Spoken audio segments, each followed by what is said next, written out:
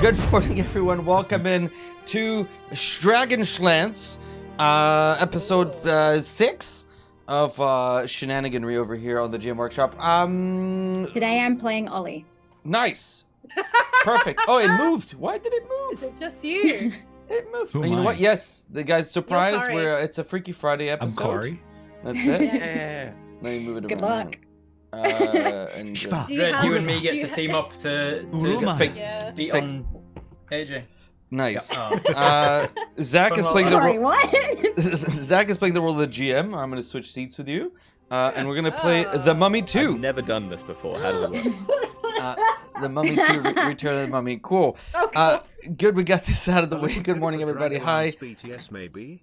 Ooh. Work Hi. love. Hi. Hello. Hi. Holy moly. Interested party just tipped $30 towards our $200 goal, which puts us Yes. at 90 of 200. Thank you so much for the Thank tip, you you very guys. Whoa. Nice. So, That's so cool. I could do math. 30 plus 30 plus 30, 90. Yeah, so we're $110 off from doing I can do it early in the morning. That's some quick math. It's quick We've got maths. this. 2 plus 2 believe in is you. 4 quick Bro. maths. That Plus degree 2 of is yours. 4 minus 1, that's 3. Quick math. There Quick you math. go. What was I doing? Let's go around the table. We're gonna say hellos. We're gonna do our announcements, and then we'll jump into the game. Let's start randomly. Let me roll a d4 today. There are 5 of you, so it's 1d4 plus 1. So it'll not be Ellen. Rolling. Uh, Guys. 5. I Ollie, never. Dread, tell us about what you've been up to, where we can find you, all about you. Hello, I'm Dread. You can find me on the internet mostly these days. I'm tweeting things like bunning snags and whatnot. But I've got a lot of projects in the work that I can't really fully announce yet, but they will be announced very soon. I'm just coming off off a stint of acting, trying out what acting. Rob does. It was very, very exciting. If you want to check out what I looked like, I did post photos of it in my full orc attire, which was a lot of fun. Looks But amazing. yeah, so stream schedule was a little bit slow at the moment, but I have some very cool things happening. So follow along at Dreaded GM on Twitch to find out exactly what's going to happen there. Almost Every time you everything. post pictures, like today you posted the hot dog or something. I don't know what. Today was a bunning snag. What's the so- what is that? I was like, this looks so good. It's What a what is? So It's what a is sausage your and bread. what is your main franchise for like hardware? over Holy there crap! in- Sorry, what just happened? Mighty Pepe just gifted 33 Whoa. tier 1 subs. Holy Oh. crap! Oh my gosh. That's a lot of subs. Whoa. Holy Circle cow, Subway, mighty 'cause, Mighty Pepe. Thank gosh. you. Mighty Pepe. Did you Thank slip you. and hit your head? What happened? That's The man- like They meant to do That's like 3. And they're They like, meant to do 33 3. footlongs. If you call Twitch, you can still cancel that really fast. No, you can't. It's done. Nah, it's done now. Forever. Jesus Yeah, bananas! forever. That's the most subs I've ever Jesus had on the Christ. channel. 200. Oh my god, dude! Thank you so much. All right, I'm distracted. All right, now we're not. Now I can't TPK you guys. You know what? I can't TPK you guys. Let's Mighty now Pepe. you can't. Now I can't. we get 33 allies join that. That's join our team. roll on the magic search table 33 times. Thank you, Mighty Pepe. Very kind. You're asking Dread. Sorry, the hot dog thing. Explain. Sorry, it's important. Yeah. So what is your like main hardware franchise over there in Hardware? Canadian land? We have like Home Depot or Lowe's or Lowe's? Home Depot. Yeah, Home Depot. Home probably. Depot. Yeah. So at our Home Depot, which is called Bunnings, they set up like barbecues out the front and Okay. sell sausage sizzles, essentially. It's like not a permanent thing, but it might as well be. Like you Yeah. never go to Bunnings and don't see somebody getting fundraising essentially with sausages. It's usually a Yeah. weekend. It's usually a Sunday. Damn, that Is sounds it? awesome. In New It's a Zealand, it's special like thing. Why am I excited about hot dogs at a hardware store? dude? fundraising. Well, they're it's not always hot dogs, it's always though. fundraising hot dogs from like a scout group or something, or Girl Yeah. Guides, or like a basketball Oh, team. ours or is something, just or- ours is just Bunnings volunteers. We don't have Yeah. Oh, really? in WA. Ours is always- It's not yeah, in New necessarily Zealand, for it's always charity. It's just like somebody's fundraising. Most I was going to say importantly, it's very they're- competitive to get those Yeah. slots to fundraise at Bunnings. Mm. So Oh yeah. go to WA, Huh. I guess. Now you said hot dog rackham. It's not a hot dog. There is no hot dog Mm-mm. bun. It is one piece of white bread, one cheap sausage, tomato sauce or barbecue, however you want, And if you're Or feeling really mustard, come fancy, on. Onions, of course. only if you're feeling Mustard. fancy. That's the bougie. And it's like $1 or something. Yeah. That sounds Yeah. amazing. And they do if it's a not soft drink. there, yeah, if it's not there, people riot. In fact, the only reason people go to vote in Australia, even though it is compulsory, is to get our democracy sausage. And Yep. if it's Yeah. not, people will complain until it's blue, They will. until they're blue in the face. Wow. Very important to us. It's the same thing. It's basically a Bunnings snag For freedom. Yep, it's our right. for democracy. Well, When they unified It's Australia against That's England, part of the Nice. treaty was that they We're would just, go. guys, there's no Dragonlance today. We're just gonna talk hot dog, not hot dogs. Sorry, sausages. Yeah. No. Snags. Snags. I'm calling it Sausages. The sausages. snosberries taste like snosberries. It's a better name for it. Perfect. Well, since we're Ellen, tell us about what you've been. Thank you, Dread, by the way. Ellen, tell us what you've been up to. I rolled the die again and went around the way. So Yeah, nice. So I'm Ellen, or if you follow me on Twitter at EllenKGraham1, you can see all of the fun streams that I'm in. Mainly Sirenscape every week, every Friday morning, where we play Cyberpunk Red. We're like 11 seasons and counting. It's pretty crazy. And also, my character just killed her own clone. So I guess we solved the question of, if you meet your clone, do you kill them or make out with them? The answer is both. Check out that Cyberpunk Red game. It's super fun. But mainly you can find me at Roll to Cast, which is an any-winning variety TTRPG podcast. Each season of the podcast is a different game system. Go to our YouTube page. We also do monthly one-shots where our patrons can decide which game we're playing for that Nice. month. And the final and very, very, very cool thing is Rollcast has been doing some live shows for the Adelaide Fringe. And our final show, which is Pulp Cthulhu, it's this Saturday at our wonderful local game cafe, the Lost Dice Cafe. But it's sold out! Woo! So you can't even come. You can't even come. What? Didn't want to come anyway. Yeah. Yeah, That so sounds me awesome. Actually, I me love actually pulp. spruiking it right now is actually just kind of a flex because there's no seats Nice. left. that's Ellen from the great. sold out show. Yeah, I I- know. I did buy half of those tickets though, so if you want the tickets, you can buy them from me. I am a ticket scalper. Exactly. Oh, you're Uh, scalping yeah, ticket we- master I will. style. Nice. We Yeah. were happy for Rob to scalp tickets because we knew it would drive up prices. All right. And I get some of that profit. Next is Goose or Zach Speaks Giant. Tell me all about That's yourself, me. Zach. Oh, yes. I am a human being on planet Earth who. Do you like has sausages? Sorry. I it's- do. I have been known to enjoy a sausage. Nice. I have a channel on various internet websites. It's Zach Speaks Giant. If you write that into Google, you can find said channels. There is a YouTube channel. There is a Twitch. There is other things. I do this. I do GMing. I do grand larceny if the mood takes me. I also do cinematic editing apparently for Summer Fall Studios, which is a thing I've been doing recently. I am a very small part Exciting. in a very wonderfully talented team making the game Stray Gods. I told an my kids RPG. that you're the only one making that game, and they're That's super true. excited. That is actually factually accurate. If you like musicals and you like Greek gods and you like video games, you should check it out, Stray Gods. And if you Those are don't, three things then I what really are you like. doing here? Yeah. I do like all of those things. Whoa. All right. Next is AJ. Hello. Hi. My name is AJ Winters. I am a dungeon master and world builder from Winter's Tales. I do things on the internet, mostly. For money. Mostly the Are two we things all, I mentioned. we're all seeing this. There's a script. You Real guys don't good. see in What the happened? background in Zoom. We just put a script, and we're all reading the same script. Yeah, I think yeah, yeah. they got bigger from last time as well. Those ears are bigger than last week's, I think. Rob no, is it's just just because it's pranking not us behind now. the You know, they headphone. just I sit think. there in headphones. Yeah, usually they get flattened. No.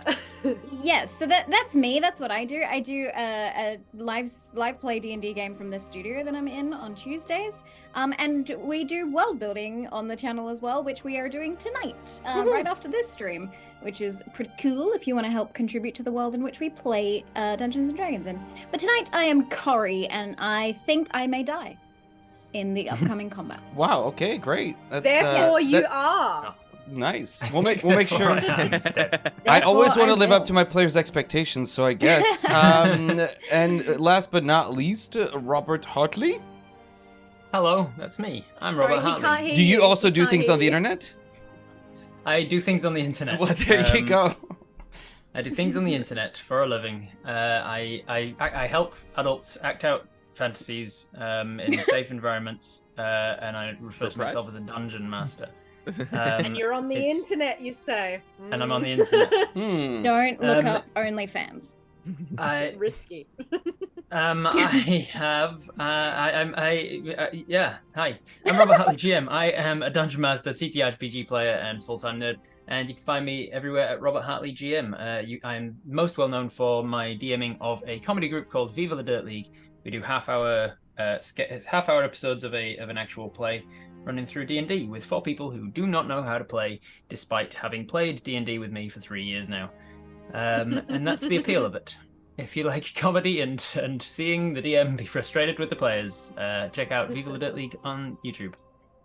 That sounds about right. I've been playing D&D for 20 years. I still don't know what I'm doing. So, good times. All right. Well, just quick announcements. We just hit $100 of $200 of our goal. So thank you, West Wolf, to getting us there. Yeah, West Wolf. Nice. Woo! West Wolf. At the That's end so of cool. At the end of today's stream, we'll be giving away another Tailspire code. So, Chad, if you submitted a clip or a GIF or fan art for last week, we looked at it, we picked one. We'll announce the winner at the end of the stream. Do I have the contest thingy? I think I don't have it anywhere. Cool, great, professional. So just know that at the end, you guys can submit a fan art, a clip, a GIF, a summary, anything that you want to participate to, like, let us know you're watching and enjoying the show. We'll enter it in the contest. We'll make a decision amongst us, like which one we like best this week, and then we'll give out to the winner a Tailspire code for Steam. That's the VTT that we use, and more on that at some point in the future as well. Cool. That's it. We're gonna jump to the trailer. We're gonna do the recap. We're gonna then get ready to face the day. I'm sure it's gonna be fine. Nothing bad will happen, especially not to Corey, and it'll be fine. It'll be fine, guys. All right, we'll be right back with the stuff, with the sausages.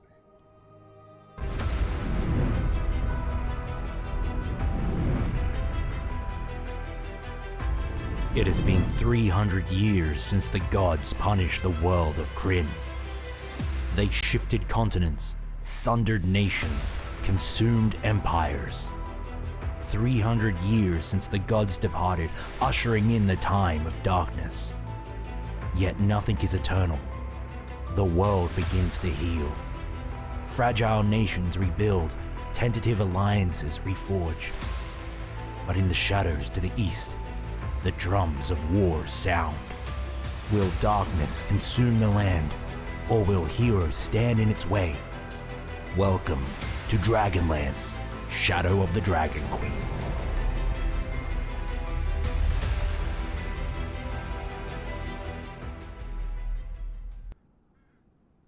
After the carnage of the reenactment battle turned bloodshed, my family and I stood in the tavern watching injured and dying people all around us. To think, one moment a festival, the next, a bloody war. And while I tried to gather my thoughts for once, of course Ollie went and made a scene. Lyndon and I have been hiding one of our identities at all times, and living the same life at school because magic is frowned upon when not controlled or subjugated. And Ollie, in all his infinite wisdom, doesn't think for a second before using his innate magic to outright heal Junie on full display of everyone. True healing magic hasn't been seen in 300 years. Religions have risen and fallen on the backs of less.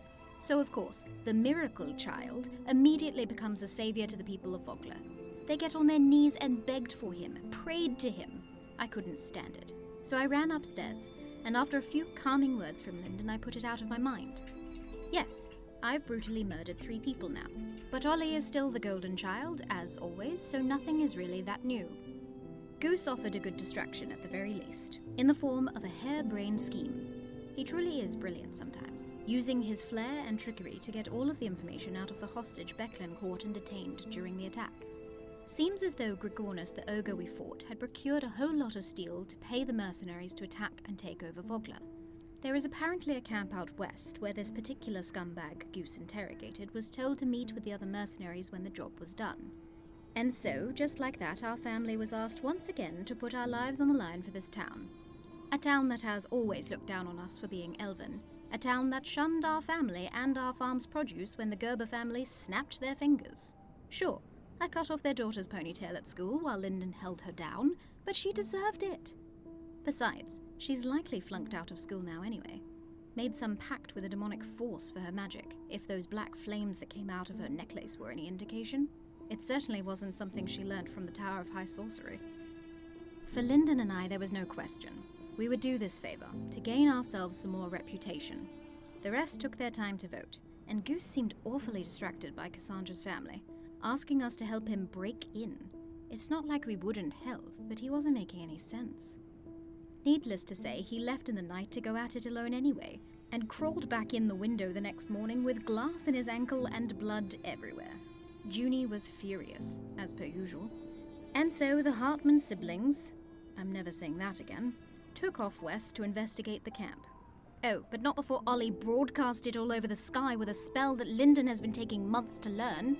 I reiterate the fact that Lyndon and I have been sharing an identity for our and our family's safety. I used to think Ollie was trying to ruin everything from the moment he was born, but now I realize he's too naive for that. However, his magic and his newfound ability to transform into a giant wolf may actually come in handy, since the camp we investigated is being patrolled by more of those face-stealing dragon-like kin we faced off with not but 3 nights ago. Not to mention the hundreds of tents beyond them, potentially full of thousands more.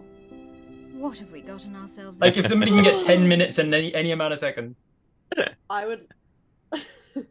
Oh, We're back. It's like We're- we never left. It's like you honestly. never left. It's like you never left.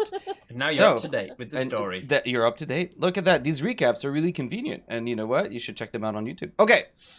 Thank you for lending us your voice for that one, AJ. It was great. thanks. So, last we left off, our Hartman friends and family, our favorites, which apparently Goose is everybody's favorite. I didn't know that, but you're welcome. Wow. Lies and slander. Everybody- Lies and I'm- slander. I'm getting What do you messages think like, they oh call my gosh. themselves? We're being Surprising hated, no like the one. Hey, twins are I- being hated. I don't want to on. brag, Everybody but I've gotten the hated most death on. threats. So I don't think that's related to the Dragonlance campaign, dude. Maybe you want to talk to the police about that. Sorry, yeah, Uh, that was me, my bad. All right. I get carried away when I'm drunk. I meant to sign it. It's from me.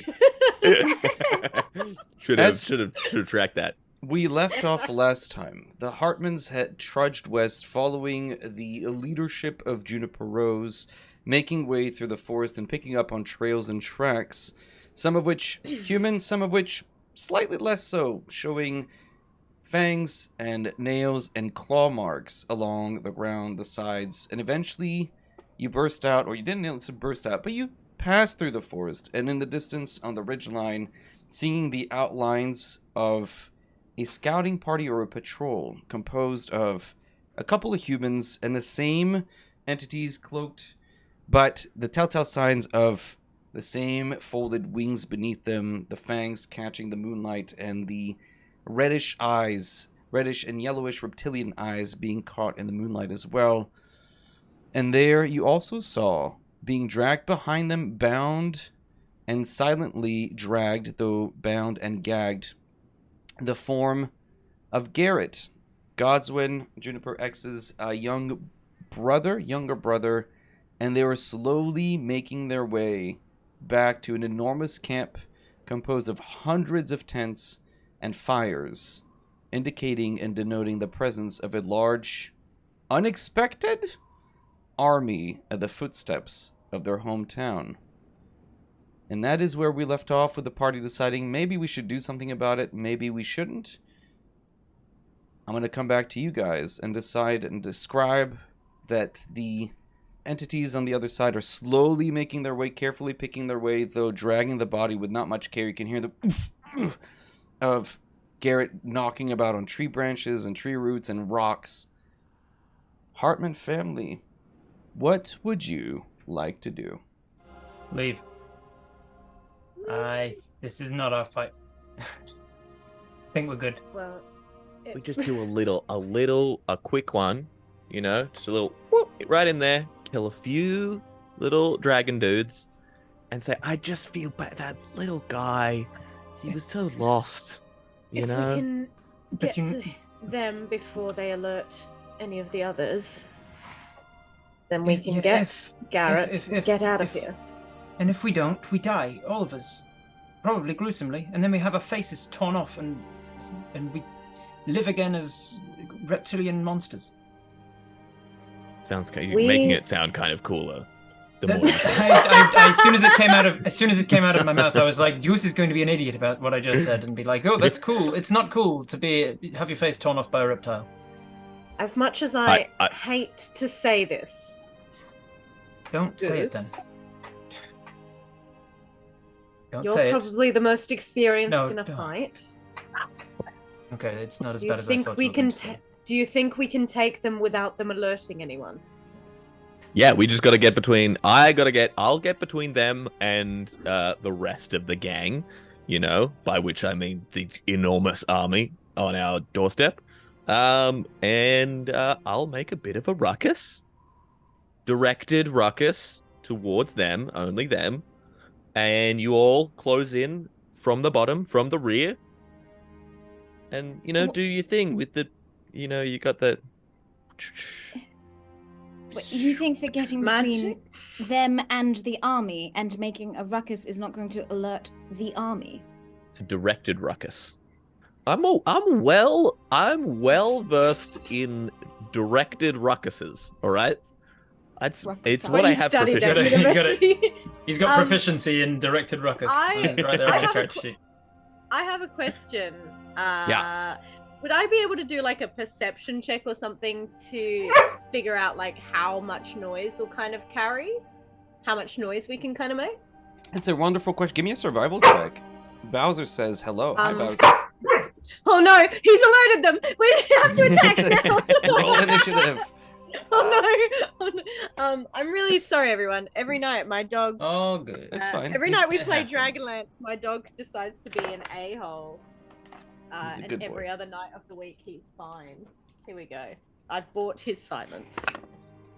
That's an 18. Nice. Yeah. So listen, you're used to hunting daytime, nighttime. Some animals are nocturnal. Some of them are out and about during the day, whatever that word is. Yeah, you're used to be able to track. And in the rain, in particular, with everything's muddy, and the rain will deaden sound quite a bit. So being able to skulk around or make your way through the forest, less likely to be noticed a couple 100 feet away. It could literally be anything. It's raining. It's windy. The sound of you traipsing around the woods, probably not going to be a huge thing. You shouting actively towards, an army encampment that is on high alert, probably might draw some attention. So somewhere in between these two, you're going to be okay, but depending how loud you end up being. But you simply walking around through the forest is not going to draw their attention. I think that All right, we got a plan. I think that Let's go. Lyndon's right. No, I think stop. that we should just leave. We're not if here. If we we don't go, survive this, then the village or they won't know. We came here to get information over everything else. I mean, cynically, die they'll know here. when we don't come. And we're But, perfectly we're not. alright You. with letting Garrett die.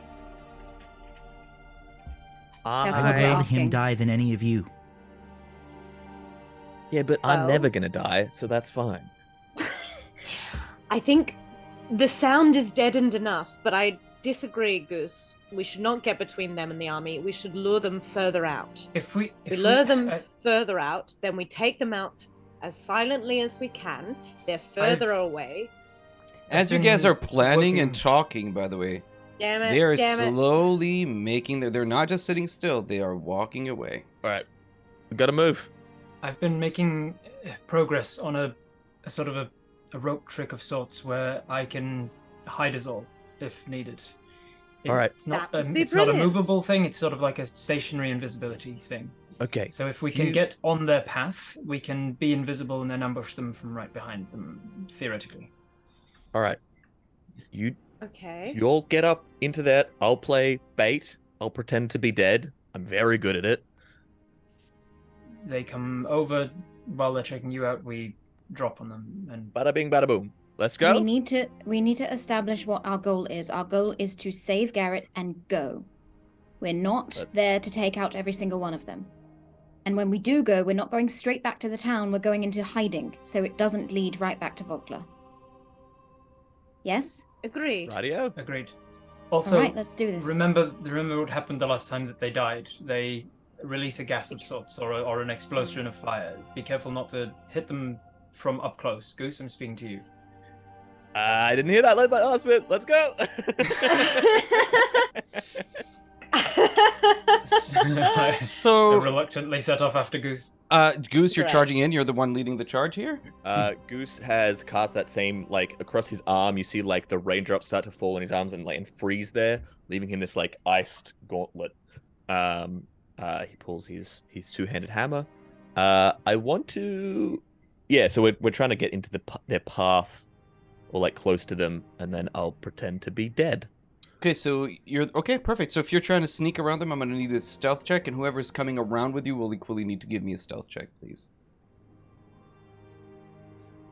So how does this think I work? will. Yeah. Like, So So there's a ridge that you can easily go around them because they're relatively slowly making their way down. If you sprint or if you run, you'll be able to beat them. So there's an overhang. I'll show you. You know what? Let me switch, and you guys can get a better look. Pro moves. Okay, cool. So I should have really shared my screen with you guys in Zoom, huh? You can see that there's a cliff sort of drop where in the valley below the army's encamped, which is about 100 feet away from where they are. They're not going to jump down the cliff. There's a walkway that sort of makes its way down. You can go around the cliff. I want to point out something that was said there that may have been missed. 100 feet away from the rest of the army. That is not a lot of that's feet. heaps. That is not a That's lot of more feet. than 50. So spells such as like thunder things that specifically say they can be heard up to 300 feet away. We need to remember that they are within that range. Cool. Continue. So reading. if you run around the top side, you could pass through the ridge and plant yourself in between them and the cliffside. Okay. Or we can lure them away a little bit. Like if we run up behind them, generally, I pretend to be dead. You all. And we lie in wait. Schwip was yes, lying in wait. Sweep was the verb, I believe. Yeah. To sweep Yeah. oneself into extra dimensional space. So what do you I love choose that to this do? word Are you comes going with a hand around? motion. Or are you going Yeah. behind? I think we should go Uh, behind. We should go behind. So are you trying to?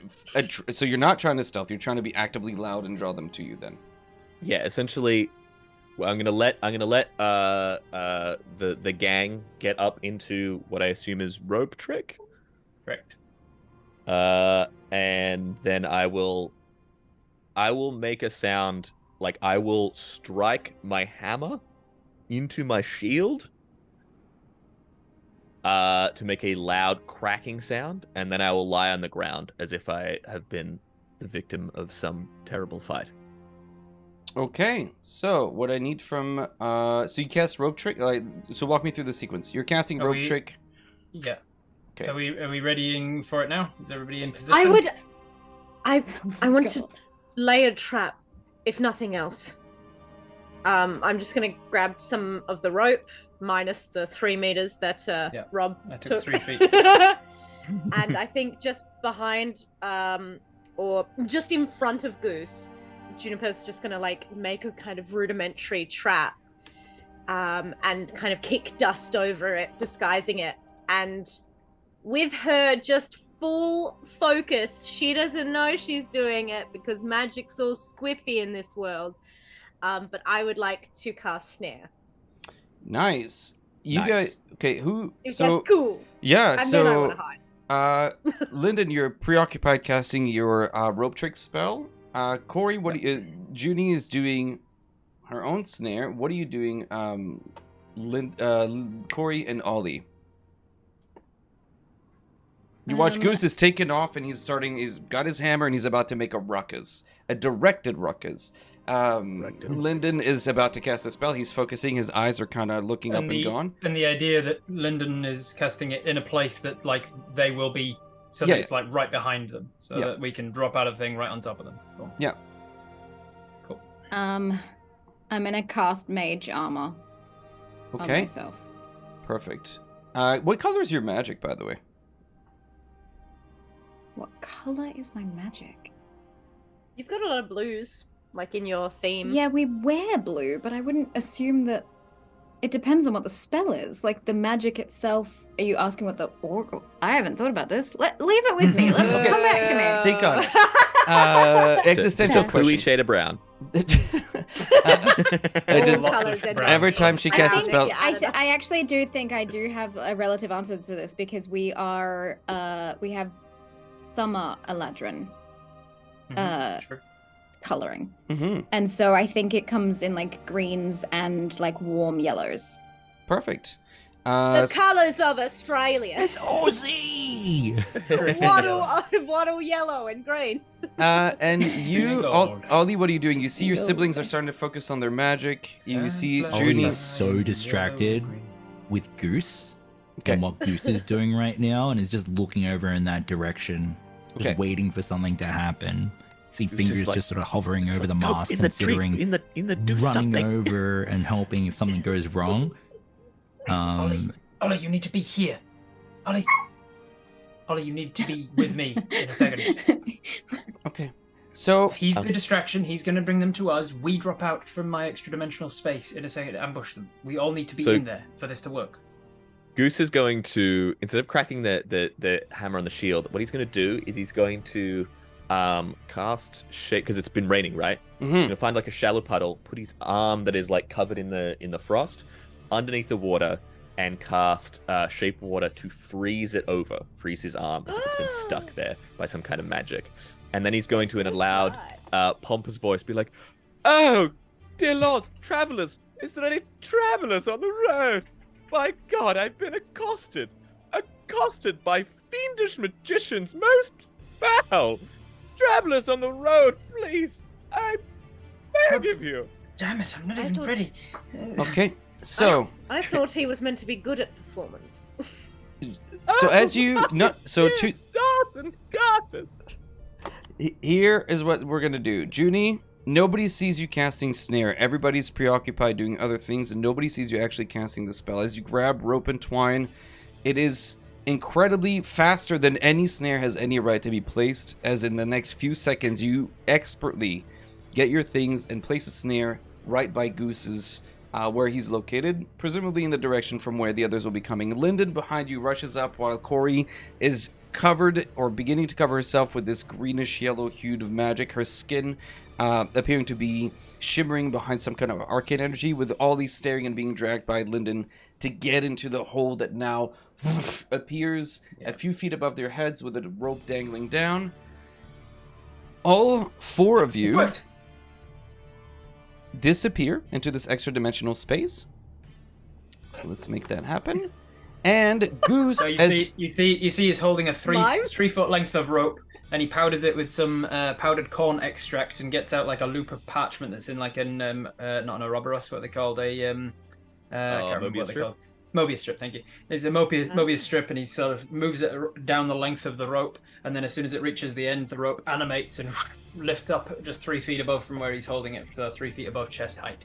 And then it just disappears. The very tip of it just disappears into a hole that kind of shimmers a little bit, and he goes, "It worked!" And reaches up, and his hand disappears into the hole as well. Just lifts himself, and his body just disappears as he goes into this hole, and then his head pops back out again and says, "Come on in. There's plenty of room." I'll so give a boost. Perfect. It doesn't take much for you guys to hop and disappear into the little tiny hole in the sky. Goose, I'm going to ask you to please make a performance check.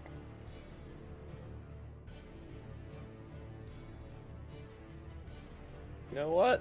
For you, Rack? Sure. Why not? Why can't you just rate him based on his actual performance? Yeah. 4. There's a 14. 14. Okay, I thought I heard 4. I was like, oh, okay. As you call out for aid, and your voice carrying the spike cutting through Only 3 of them hear you, and they mumble something. You can hear the growling coming from sort of the distance. That you hear humans talk back. I don't know, man. That's not. I'm going back. All right. It's wet. It's miserable. I'm hungry. I know what you just said. Anyway, you just go do your thing. Whatever. I have money to pay for a good Samaritan out on the road. Do you hear that? And you hear the exchange back as if like, yes, idiot, that's what I'm talking about. 2 of them you can see head down and continue their march, and 3 of them begin to come back. Garrett is being dragged further towards camp. But you see coming across the ridge 2 of these enormous dragonkin and 1 soldier who's looking around, and he puts his weapon away, buying your shtick, and calls out, hello there. What seems to be the problem? And he motions to his 2 buddies to start going around you as if to flank you. Oh, good heavens. You see, I was accosted out on the roads. It's a dreadful night. You see, I have been by some foul magician or sorcerer has bewitched my arm in ice, encased as it were in the road. Ma'am, it's all right. We're gonna help you. Just sit still, my esteemed allies. Never mind the robes. We'll come aside and try to help you. Do not tarry, good lord. I feel a cold upon me. Are you by yourself, ma'am? Oh yes, unfortunately, my useless children fled at the first sign of danger, as they always do. You see, Tarion, he's a menace. I had such high hopes for him. He just starts battling on. Okay, they're getting awful close. They're about 30 feet away from you, and you see the 2 that are cloaked, and it's not a great disguise. You know what to look for. You see these 2 dragonkin are slowly approaching you about 10, 15 feet away, and they can Aren't see... you a tall drink of water? If I was 30 years younger, I'd climb you like a gymnast rope. All right, how close you want them to get to you? Oh, closer still, my boy. All right. He's gonna make it. The other 2. There's 3 coming back towards us. Yep. The other 2 are still making their way towards there's camp. There's 2 others dragging Garrett away. Correct. And they are where in relation to the hole in the sky? They're far. Which I pulled the rope up. They're farish. They are 100 feet away from you guys. Okay. So the other guys really backtracked to where Goose did his thing. So you guys got about halfway, and then they returned to this woman who was calling for help. But the people who have returned, how far away are they able to see? Oh, they're right there. If I was to put my hand out of the hole, they would see it. Correct. You guys are right there. They're about 10 feet away from Goose as they get approach. As soon as they're in range, he's going to drop concentration on the shape water, turning the iced puddle to liquid, in which he had his hammer under there, and he's just going to swing it up in an uppercut and give him the smacks. Give him the business? All right, I'm going to ask you to... The business smacks. You're going to get... they don't see that coming. They're focused on you, and they're looking around. When you mentioned that they're children, they start looking around for your signs of additional people, and as soon as they turn their back at that moment, the hammer comes out. I'm going to allow you to make an attack at surprise, and then I need you to roll initiative.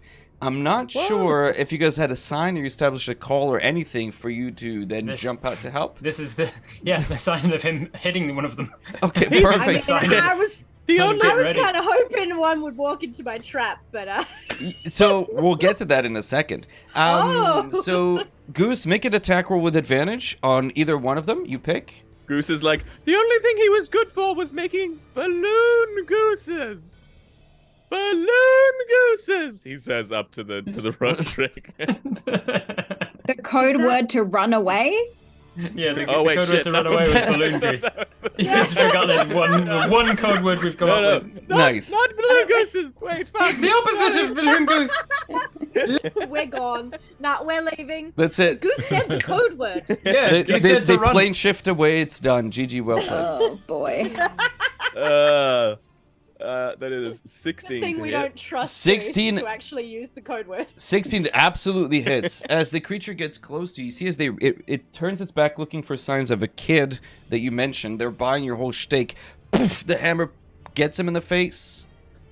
I just rolled 2 1s on my 2d6s. Whoa. Love that for me. Nice. I love if so you that just is- give them like a little. But you have, on the sorry, nose. Goose, you have advantage on the attack if you want to roll again in case you get a crit, just because it has its turn back to you and it's not expecting it.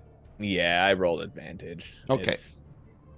So that don't is be so 6 down points of about it. bludgeoning damage. They are encased in a thunderous sheath of energy, and they are knocked back 5 feet.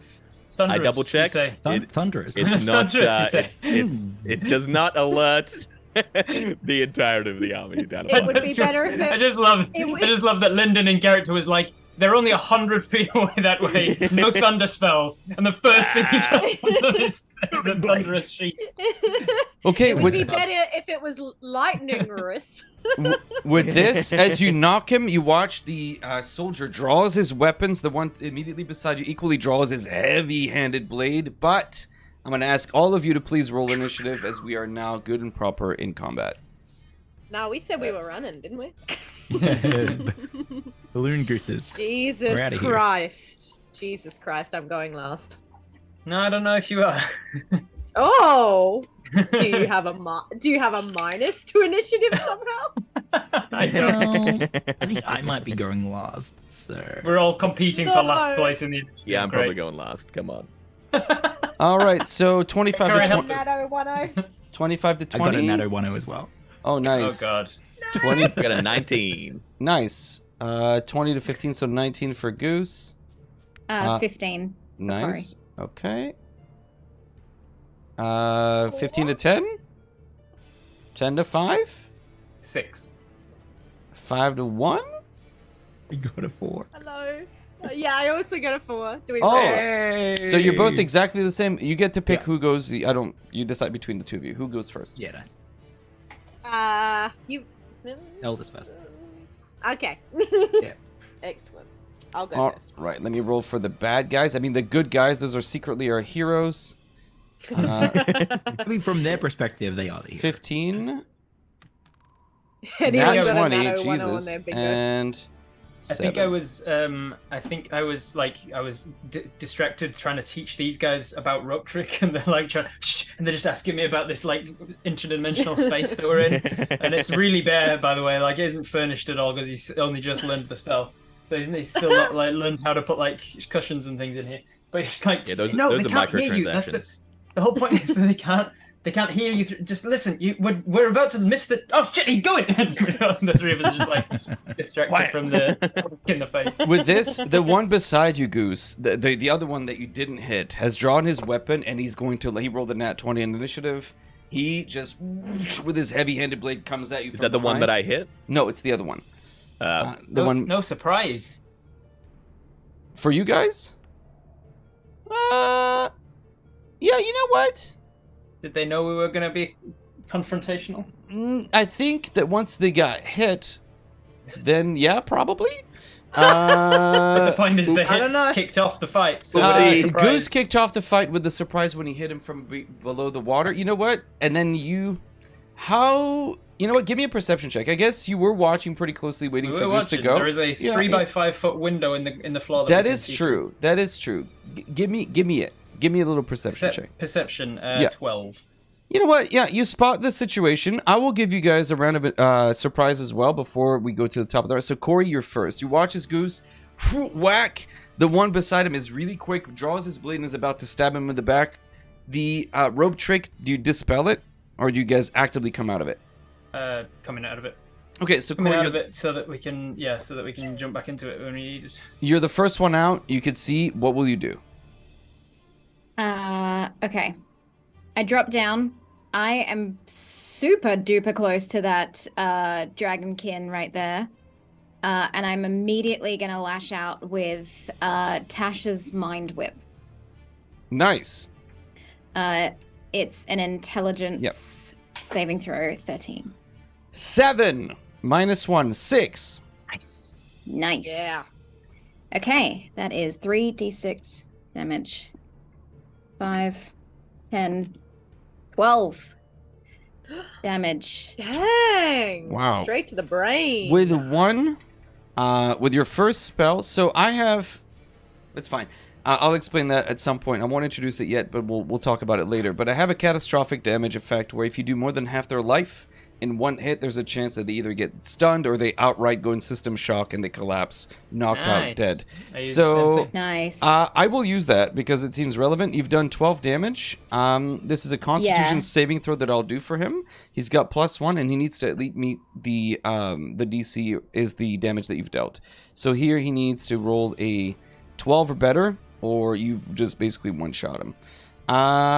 It doesn't apply to players, by the way, just to monsters. So let's see. 19, dirty 20, dead out 20. And with this, as he gets hit, you watch his blood spurts out from his eyes and ears, but he still stands, and he immediately turns to face you, licking the blood with his long tongue that kind of lolls out. That's your action. What will you do with your movement? And your bonus action. I am going to back away. I'm just gonna Hmm. bolt up the hill Okay. as best that I can.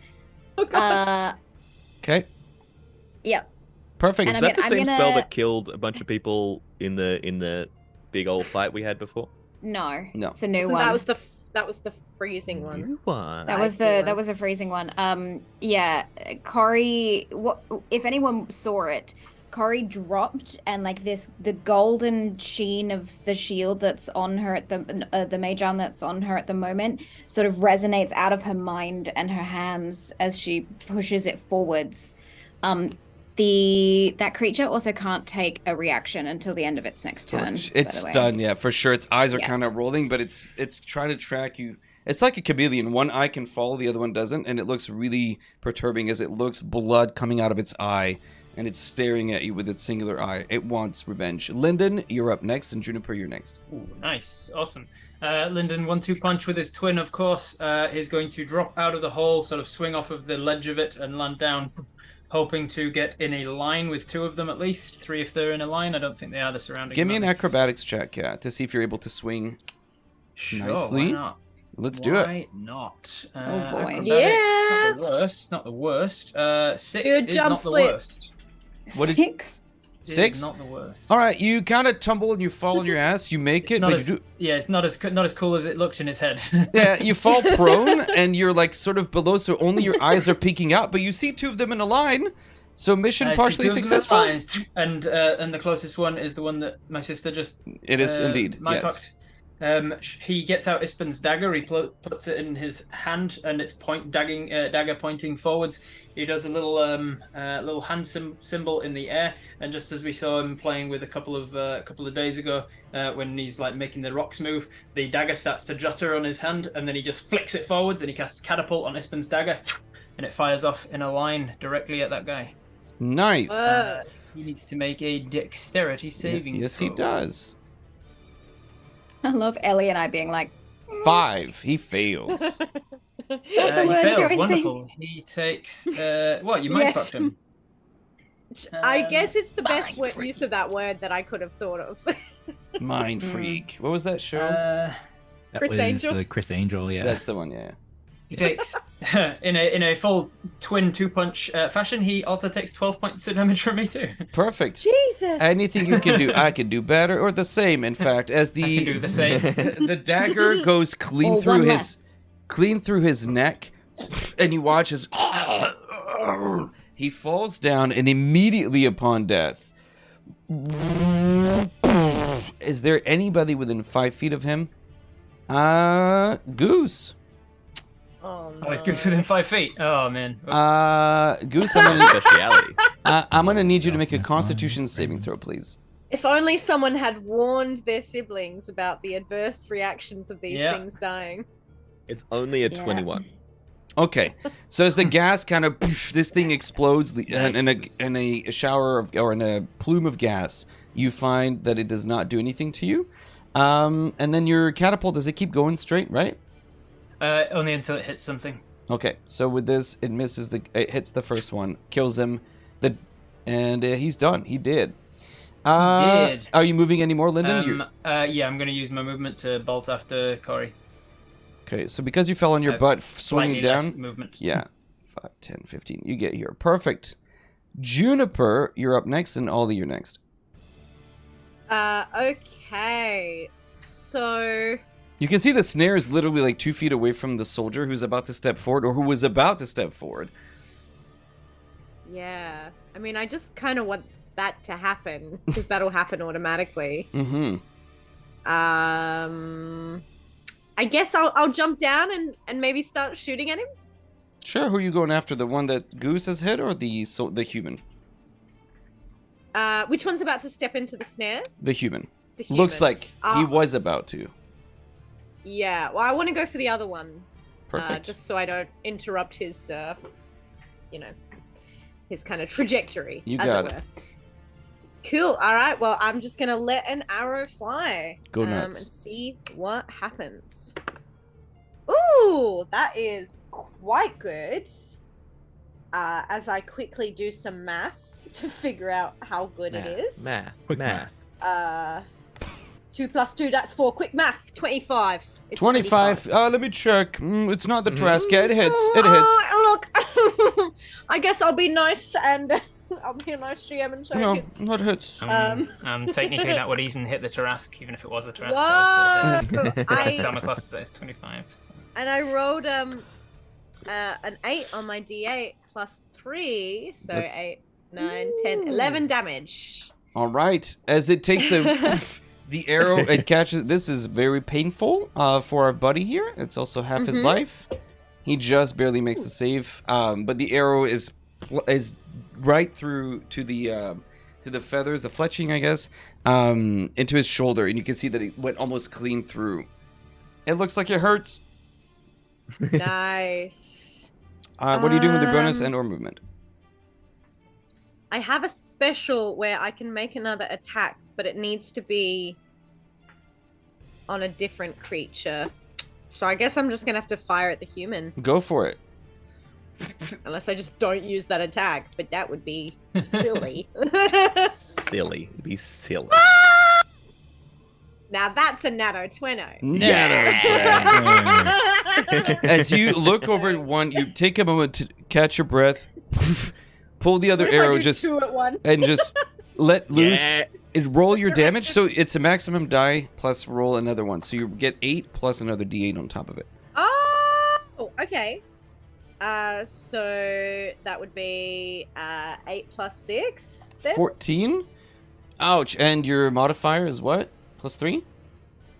Yeah. 17 points of damage.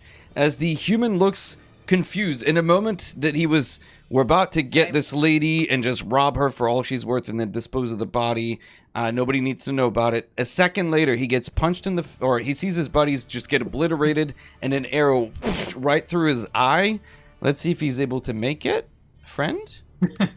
He does. He somehow manages to survive. I feel like you should have rolled that before describing where he got hit with the arrow. You know what? It Now you misses. have to explain how this human got hit directly in the eye with an arrow. It went at an angle, just barely missing all of the brain, but it pops It's like out on the the side. People can survive called? getting shot directly in the head. It goes like between the two halves of their Also- brain. I've seen someone with an eye injury. The eye was saved, even though like the thing is like. Anyway, There was crazy. a fella The human in body real is a life who beautiful got they got a railroad spike. that went Railroad up through spike? here Yeah. and out the front of their head. Yeah, I can't remember who the And fella there was. he stands, Phineas Gage, that's it. blood gushing as he drops his weapon and immediately reaches up with his hands, screaming, "Ah! Ah!" And He's gonna be fine. he's quite loud. All right, Junie, you've shot both of them. What will you do with your movement?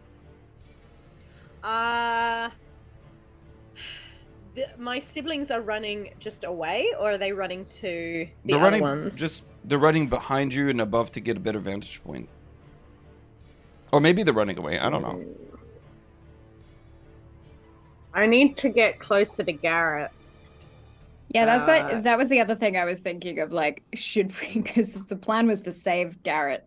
So Yeah, I don't know if I'm running the opposite. I guess way, but I'm can't retroact gonna it run. now. I'm gonna run that way. Towards where Garrett is being taken away? Yeah. Perfect. 5, 10, 15, 20, 25, 30. Damn Excellent. it all. Ollie, what will you do? All right. Ollie's going to slide down the rope. Mm-hmm. Do I land?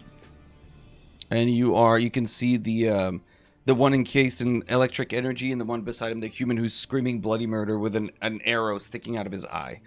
Hells yeah. So now that I'm on the ground, Ollie will reach down, grab the mask, and put it on. And as Ollie puts it on, you see the roots thread themselves subdermally under the skin and work their way underneath and start to graft into bone and flesh and sinew as Ollie begins to change into a wolf and starts running. I have 40 feet of movement, so I run right past Junie, seeing that Junie's heading over there. Mm-hmm. I'm going to follow Junie. That's my action, bonus action. Nice. Is your bonus action to transform or your action? Action, sorry, so no dash. So Sorry, only 40 feet of movement, though. As you do so, you're going to have to walk by... let me see if there's a way to get by. But if you want to follow Junie with the size that you are, you're most likely going to walk by the dragonkin. If you want to go loop around to avoid him getting an attack on you, you can do that. Okay. Is there... Was that the one that got mind whipped or not the one that got mind whipped? No, it's the one that's surrounded by the electric energy. How much movement do I sacrifice by running? About 5 strafing? feet. Let's do that. 5, 10. All right, and you end up right beside Junie, in fact. Yeah, nice. Nice. Perfect. Well, we're back top of the round. The guy who rolled 20 on initiative is DED dead. Goose, you're up next. What will you do? Just goes to show. Goose is going to... So, he's gonna just sprint past, make a beeline straight for where he saw the two humans walking away with Garrett. Okay, so are you cutting in between the human in front of you and the dragon guy? Yeah. All right. As you run through 5, 10, 15, 20, they're both going to take attacks of opportunity on you. Oh! Goose. As you run through, I need you roll a percentile die for me, please. Okay. I don't love that. I don't love it. 10. It's not always about what you love. 20. Yeah. On a percentile die? Yeah. Perfect. As you walk through, you forgot that your sister's snare was right in between you and the guy. You idiot! You step on it, and immediately You fucking idiot! I need you to make a dexterity saving throw, please. So good. I love it. I'm gonna. You know I what? didn't forget. I knew it was there. I this is DM. Oh, that is a 19 on the die for a 20. Okay, yes. As you walk through the spell, you avoid. You can hear the snare behind you, kind of trigger as your foot kind of leaves the space.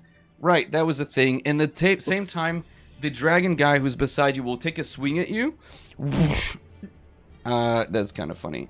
So you snared the trigger, sadly, on the wrong person, but it did. 10 plus, that is a 13, doesn't hit, I imagine. Doesn't hit. The human will try to let go of his bloody eye and try to grab you by the wrist to keep you in place. Ma'am, where are you going?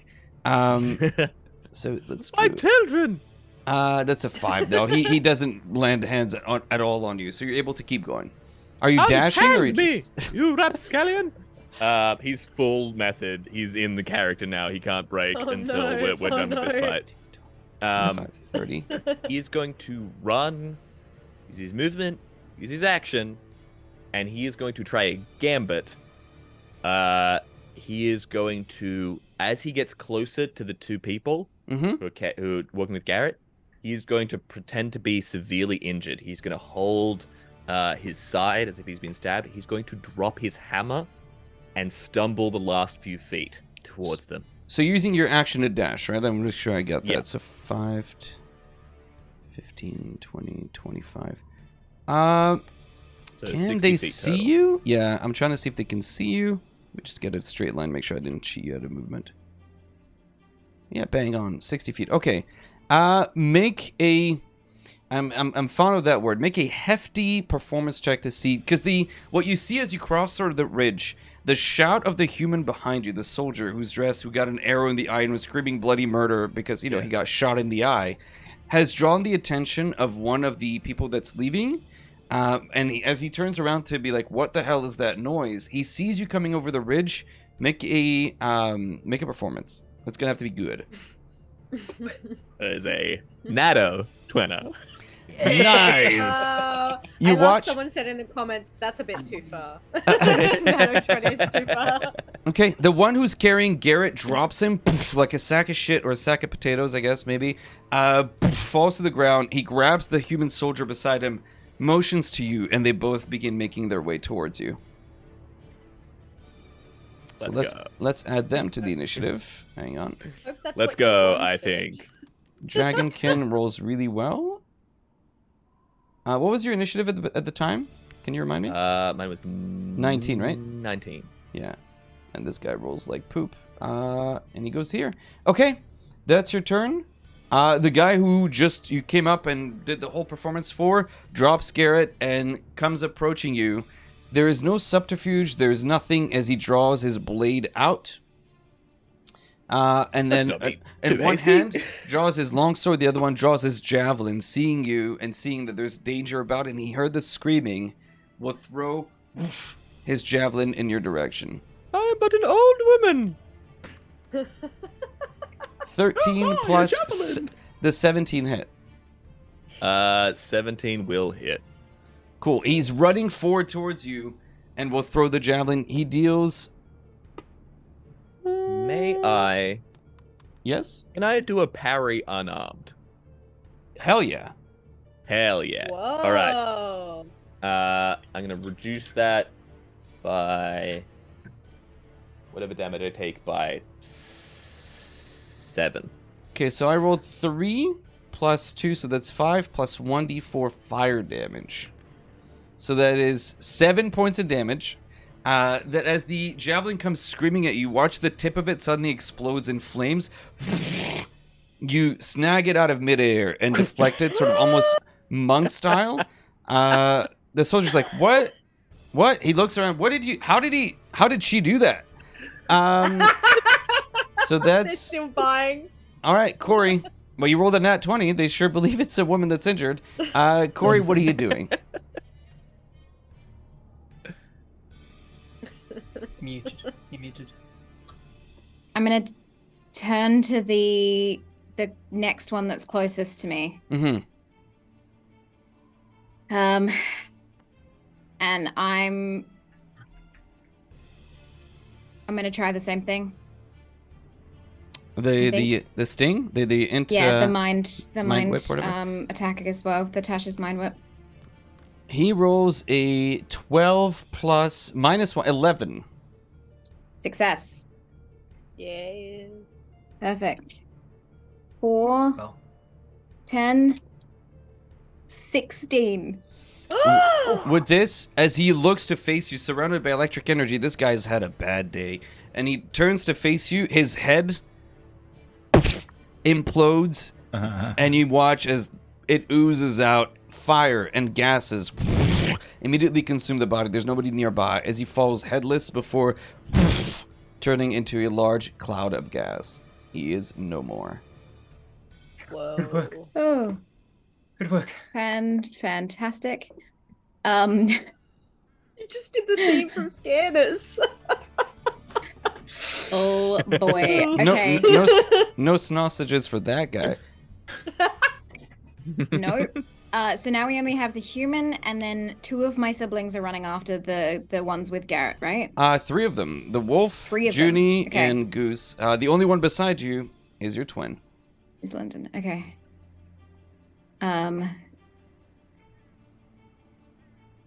How does the human look? Like a dog's breakfast. He looks very hurt. He has an arrow He's got an sticking arrow out of in his his eye.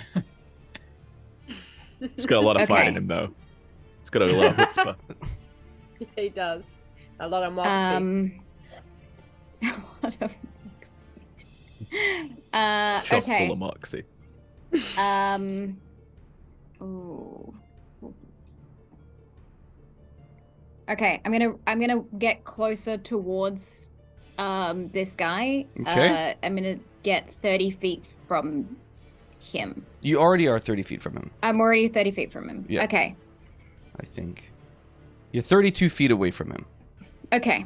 You're exactly gonna- 30 feet away from him now. There you go. I'm gonna face step Okay. within 5 There it feet is. of this person, and every time that I do that, a creature that I choose takes 2 points of fire damage Okay. that bursts out from me as I like appear right before him. Okay, as you do so, the fire licks his feet and goes up towards him. You see that the fire does not quite finish him off, but he is now burning. His eye is popped out. He looks... You know what? This is a sight that is somewhat disturbing, right? This guy has got an arrow sticking out. There's blood running out. He's screaming bloody murder, and now his part of him is on fire as he's screaming. You can see his skin starting to burble and quite literally boil. He's down to very little life, and he is bleeding now. You can hear him just whimpering and pleading as he falls to the ground, looking for his weapon that he dropped, and he can't see anything. Okay. Then I will. I was gonna like dip out of his range, but if he's on the floor and can't see and dropped his weapon, I think I'm just gonna stand there, kind of like semi in shock, ready to just punch him if I need to. Okay. Well, it's his turn. Always served me right. As he's on fire, his eyes are closed. He's bleeding and crying. You know, he's in a state of shock. He's looking for his weapon. Let's see if he finds it. He dropped it when he, got hit in the face by an arrow. He doesn't find his weapon. In a desperate gambit, he's gonna reach out for your feet and try to pull your feet from under you to knock you to the ground. That is a natural 3.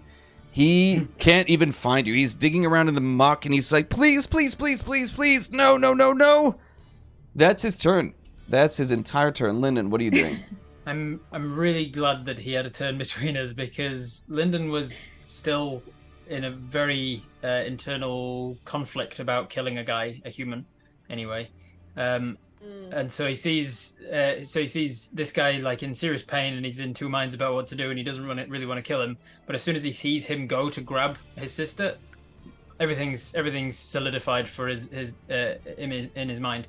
He just, if Lyndon follows any ideal, it's follow Corey's lead. So he face steps next to the guy and causes him 2 points of fire damage. Okay. as he steps into the summer Eladrin magic in front of him and reappears next to this guy, and all of it just comes after him and whoosh, like a shockwave. He's down to hits him with 1 fire. hit point. Oh my god. He's still alive. He's got 1 hit point as he sits there. As another burst of fire. His eye that was punctured is now leaking out of his skull. In full protective mode of his sister, is going to fire step next to him and then just grab him by the head and push the try and do a little lobotomy with the arrow that's sticking out of his eye socket. Make an attack roll with advantage, please. We really went Alright. from murder to murder plus, huh? Yeah, This guy, we graduated this guy quickly. Is not, he is not having fun. I'm so worried for the twins' mental health. They are messed up, man. Real- They are so messed up, so codependent. That Real is overkill. yeah. I was hoping he'd die from Corey's thing, so I wouldn't have to do anything. Yeah. That's a 13 to hit. With advantage? Yeah, with 13. And is not it- good with unarmed strikes, Yeah, remember? Not yeah, very strong. Sadly, as you try to, he's dropped his shield, which drops it to still 15. As you try to reach, he's covered in, the rain, the blood. And when you go to reach for the back of his head, what your hand finds instead is the pointy end of the arrow. And you're just not able to because it pushed through, but you're not able to grab his head. You can't finish him off. At least not with your action. This is so sad. The guy's just sitting there screaming, "Help me! Help me! Mom! Mom!" God. He's Gonna calling torment for his him. mother, like at the last bit of his life. He's just Both of screaming. them. Yeah. Well, that's all I got. That's Junie. all she wrote. Really, Junie, you it's see really behind you, poignant, it's isn't it? this horrible sight of the twins just like tormenting this guy. He's lying on the ground, Fucking just guy, he's on fire. It's not looking good. Oh my God. Beside you, the enormous sloping shape of your brother in his wolf form, and ahead of you, Goose just grabbed a spear out of midair and just did some weird kung fu stuff. We are going to have a family talk when we get back. Yeah, about how as I just- sick this is. No. Garrett's like, please don't True. save me. You guys are worse than what captured me. Jesus. So how close am I, or how far away rather are the people with Garrett? They've let him go. They're 80 feet away from you.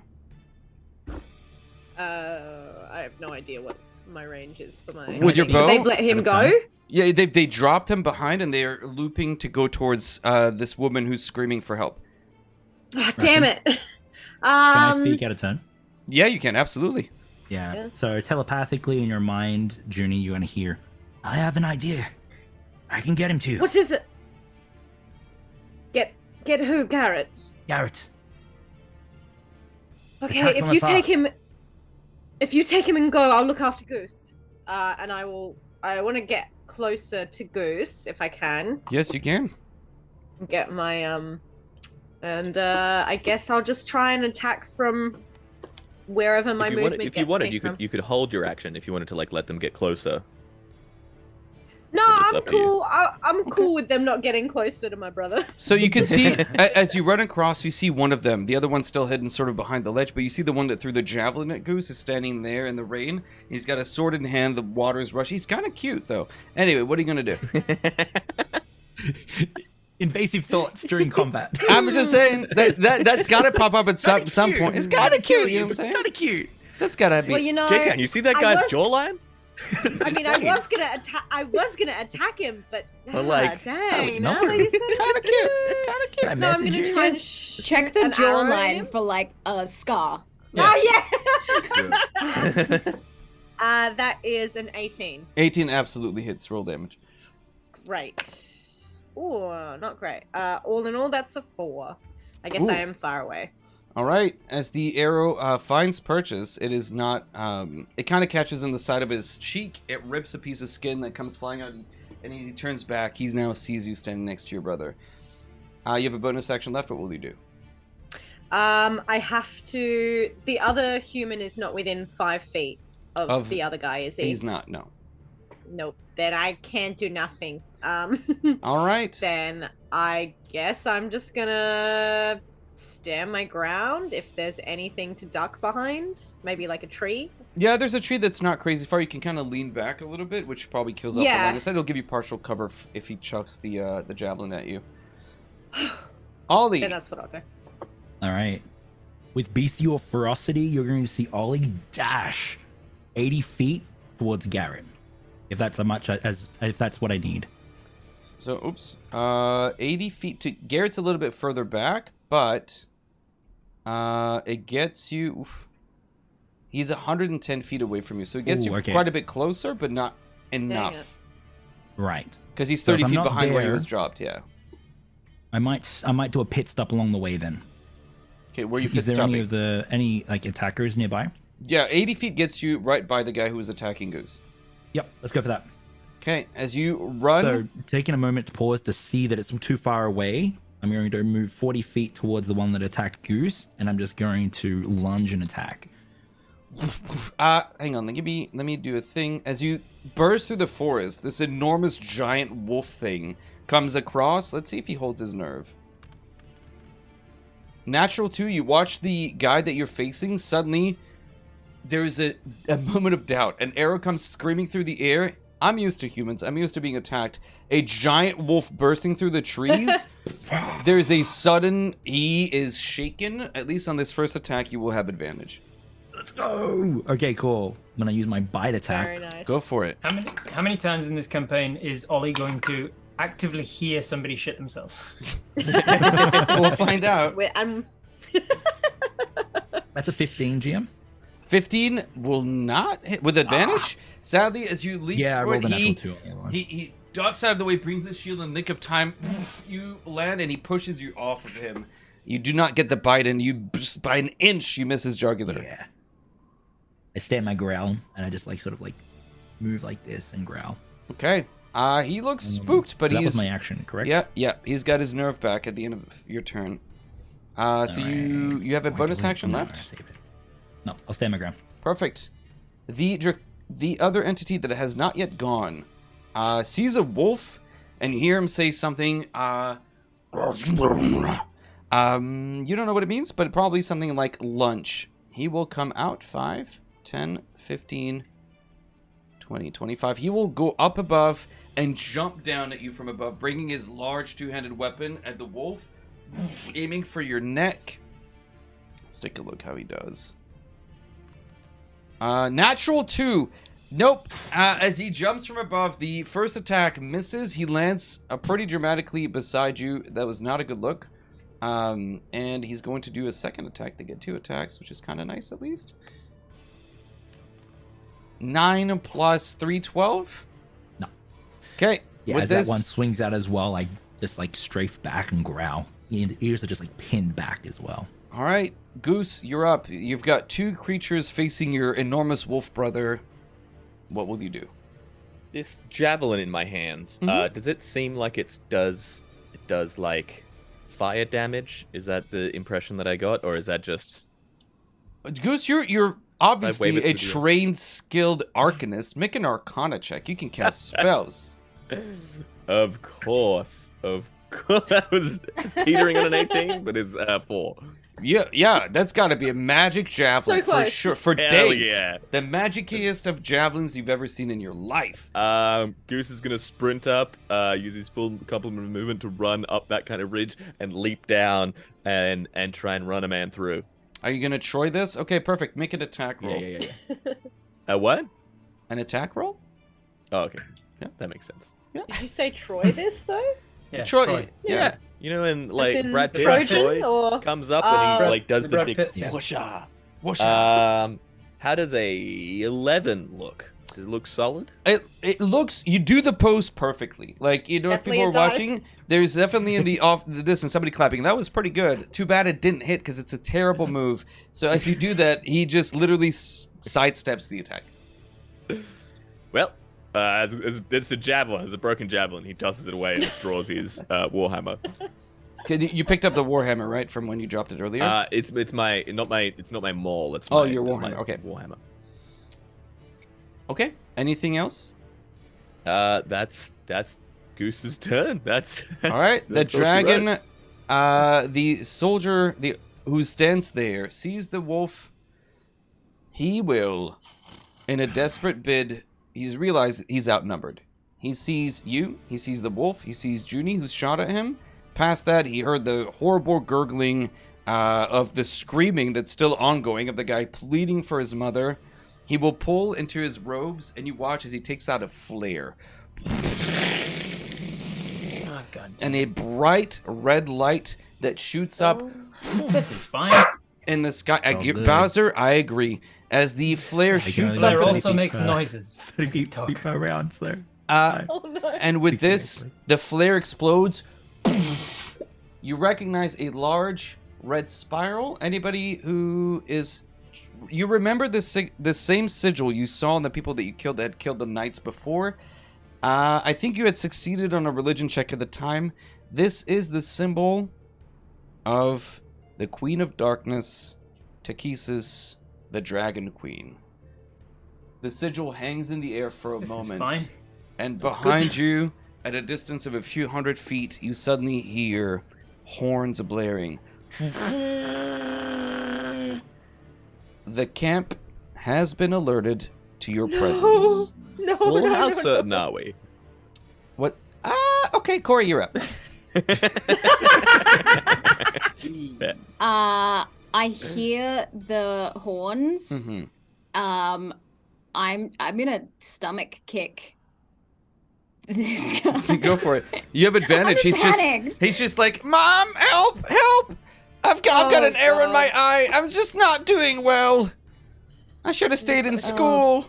Boy. Okay. I'm doing that and I'm striked. Has this guy just like de-aged like 20 years, by the way? This I fully mean- adult soldier man is now like a 3-year-old boy that we're just murdering. Well, I was The just boy. gonna say, aren't all wars fought by boys? and He's men? not. He's not a young man. He's probably in his like mid. Well, I mean, compared to me, he's in his mid-20s, late 20s. But he is at the brink of death, and he is calling for his mother, which is actually a very typical thing to do. I was gonna say, you know. So I've just realized something really dumb. I rolled a 19, Yeah, that hits. except that an unarmed strike is 1 plus your strength modifier, which is -1. So as I you, think it does a minimum of 1. it does a damage, minimum right? of 1. Yeah. Okay, yeah. As thank you, goodness. as you kick him in the ribs gently. Rules is written. It doesn't. Like you can rule it however you want, but I have looked it up before. It is possible to do 0 damage after negative. After Oh, really? reduction. I will do so that when you kick him in the ribs, it's so gentle. He looks up, and in doing so, he falls Excited. backwards, knocks his own head on the remain of the arrow that pushes back into his skull, and he goes into convulsions in front of you. He's dying, and it's not a good look, but he is essentially no. dead. This is like The 1917 over convulsions here. is just worse. It keeps getting worse.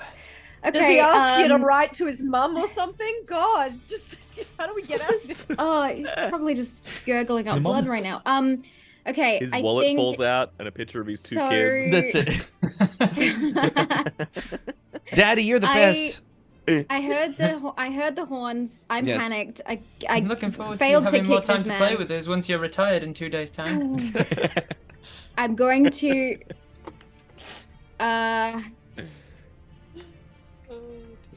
I'm going to. How far away is the rest of our family? They're about anywhere between 30 and like 80 feet away from you. Oh my lord. Okay. I am going to move just 30 feet towards them so that I'm not 30 feet from Lyndon. Okay. And I'm going to call out Balloon Goose. All right. What's You are the- within 30 feet of your brother, and you are telling everybody Balloon Goose. Yeah.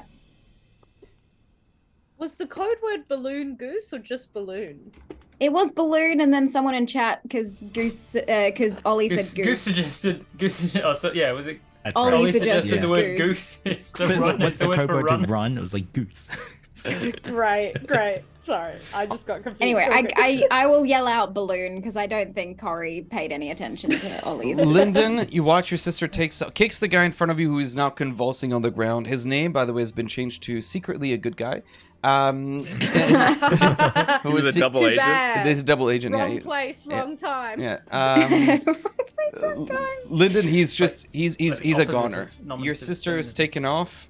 You can hear the horns. You see the flare in the sky that's dissipating now in the rain. What will you do? I call after Corey. Corey, this way! Back into the dimensional space. I'll run over to the first guy I killed with Ispen's dagger, and I will search around for the dagger, pull that back out, because I'm sure as hell not losing that. And then I will run over to the bottom of where the hole is, and I will fish around in the air looking for the hole until I find it. You I know find roughly it, where yeah. I cast it. It's always the last place you look. Well, yeah, because you stopped looking. I will just put my hand into the hole and just like stand readying, like with my action readying to get in if everybody else does. And I'm just like calling over here to where the rope Okay. trick is. Perfect. Junie, you're up. You can hear your sister is calling out retreat. Your brother in the distance is partially climbing up this hole, and you can see his arm has disappeared into nothingness. In front of you, a giant wolf, 2 enemies, and the alerted army somewhere in the distance. Sorry, my headphones cut out You're just good. a little bit. So they're someone's climbing up into the little portal hole. Yeah. We've got Ollie running, and Goose is also running. Or Goose he is, getting wailed on. He just did a cool move that did nothing with a spear. It looked kind of cool, but he missed them. Kind of Goose's whole MO, really.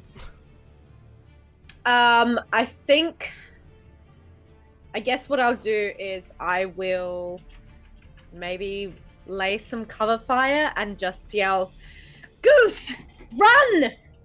as I'll fire off some shots because I'm. Don't tell me what to do.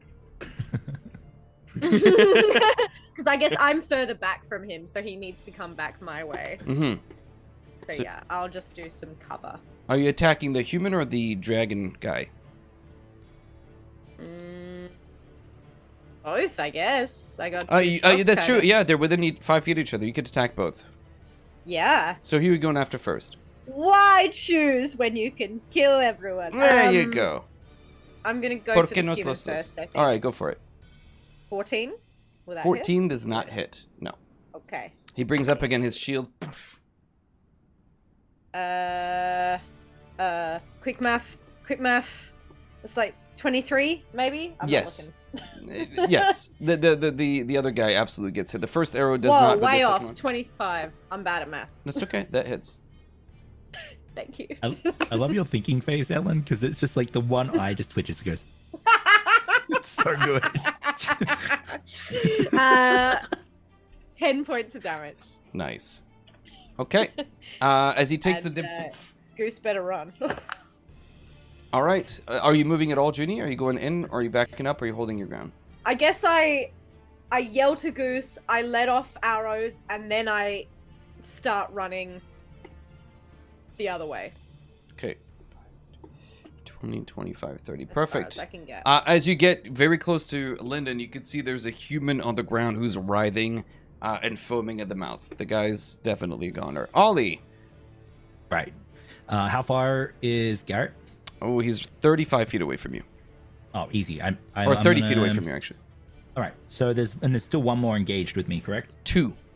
2? Okay, Yeah. cool. I'm gonna attack the one that I missed before. Great, go for it. That's still within 5 feet. Yep. I'm gonna just pounce, make an attack. Nope, that's 8. Nope. Yep. They're shoulder to shoulder, kind of both of them holding you back. Using the momentum of that launch, I'm then going to land, and I'm gonna get the opportunity attacks and just run over to Garrett. Okay, first attack from the soldier. 17, 20, dirty 20 will hit, I'm sure. That'll hit, yep. You suffer. He's using a shield, so it's 1d8. You suffer 8 points of slashing damage. Big off. And the other one, 13 plus 3, 16. Yes. And you will suffer an additional 5 points of slashing damage. Right, cool. So you see those wounds leaking like vines and dirt and soil, almost like they've ripped open a sack of mulch. But I'm still standing. I've got 1 hit point left by my count. Nice. Yeah. So I'm making my way over to Garrett. Yeah, and it is him, and he's struggling. His mouth is gagged. He's bound. He's got a gash, a pretty nasty gash on his head, but his eyes are open. As you come over, he sees you and he freezes. A giant wolf has just come across him. He doesn't know what to think. He's scared out of I'm his going to use my mind. telepathy to link up and say, "My name's Oleander. I'm here to help you." I'm going to tap into my emotional state and remember some good memories, and I'm going to use my face step, Okay. spring form, and teleport Garrett towards my closest sibling. So that would be Goose. Yeah. How far can he go? Because it's 30 feet. There's no way it's going to get to Junie, is it? No, it doesn't get to Junie, but it gets right beside Goose where you just left. Yep. So I'll do that. Perfect. You'll see them I'd like love just if he turn just into like leaves teleports and on petals and top of whatnot. Goose. Yeah. I'm gonna look back in my wolf form towards Goose and say, "Get him out of here!" So you revert back to your normal self? No. So I use my telepathy. Again. Okay. Oh, perfect. All right. It is the dragonkin who's going to sidestep the gag guy. He's like, "What the?" Like, he makes a very surprised nose, as like in a puff of leaves and magic. This guy just randomly appears in front of him. But Goose is the one... Actually, no, he wants the wolf. He wants lunch. Sorry, he's going to come after you. 5, 10, 15, 20. He's going to charge at you with 2 attacks. Is that opportunity attack for Goose? No. Goose is No, by the human, but not by the other one. Yep, thank you. So 10, 13, does that hit? 13. Yeah. AC is 14, so no. First so attack as that misses. attack comes out. Yeah. Yeah, 14 is my AC. So first attack misses. The second one, 17, though. Yeah, that'll hit. Okay, so you suffer 1d6 plus 1. That is 6 points of slashing damage. 6 points of slashing. That'll do it. So you revert back to normal form. See that soil and mulch and like vines just like drop off, Ollie. Okay. As the magic of the mask is temporarily at least expended, he stands in front of you. He's as tall as you are, but much wider. And he growls in your face. Goose, it's your turn. There's the human. There's Garrett on the ground. What will you do?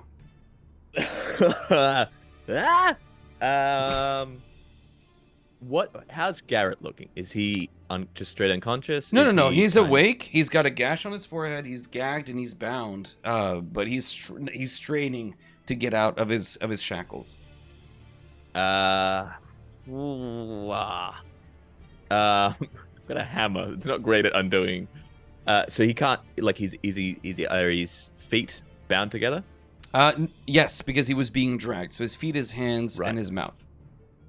Okay, I'm just gonna grab Garrett. Can I put him on my back as like a, I don't know. Like, you can jump down fireman carry if you want to, but that'll half your movement, right? He's heavy. Cool. I'm gonna use before I do that. I'm gonna use two-handed strike. Hit the dude attacking me, who's right in front of me. Go for it. Ooh, that is a 15. 15 just barely misses. No. Now I'll say this because you have height advantage on the situation, right? You're above when you had the spear. You could jump down, which would give you advantage. But if you've messed that up, you might land on your ass and prone in front of him, which then will give you the opportunity to pick up Garrett at all. Saying there's an element of risk. You're saying there's a chance. Sure. So I make another attack. Yeah. There we go. 19. 19 is you jump from above, you crack him on the back of the head, you catch him. Sure, make an roll damage. Ooh, that is good damage. 13 points of damage, and he is knocked 5 feet away. Ooh, all right. I need to make a quick con save for this guy. You catch him right as you knock him on the head. You watch, you push him back. He stumbles, and he is knocked unconscious. You just in one hit, you watch as the helmet that he has partially caves in. That's not good. And he is knocked back and knocked down. All right. I'm gonna grab old mate and throw him on my back, and then just hobble along. You know how I do. 50, perfect. You got him with you. He's on your shoulders, and you're carrying him. Excellent. This guy's out of initiative. Corey, you're up. And Lyndon, you're next.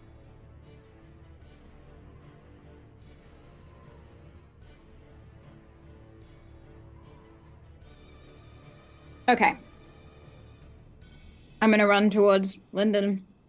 I don't think there's anything I can do with my siblings except make sure that they get back to us. You can see the corner of the dragonkin that's attacking Ollie in the distance, if that's any. How far from me? He is 75 feet away from you. 70 feet away from you, actually. Okay. I cast Magic Missile.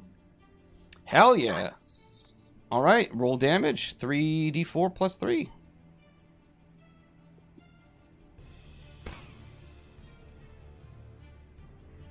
Does that auto hit? Yeah. Oh, did not know. It's pretty freaking, That's a 4. That's a 4. Very nice. That fell out of the thing, and that's a 2. So you rolled a 4 on the die, so that's 4. It's 1d4 plus 1, so it's 10, 5, 10, 13.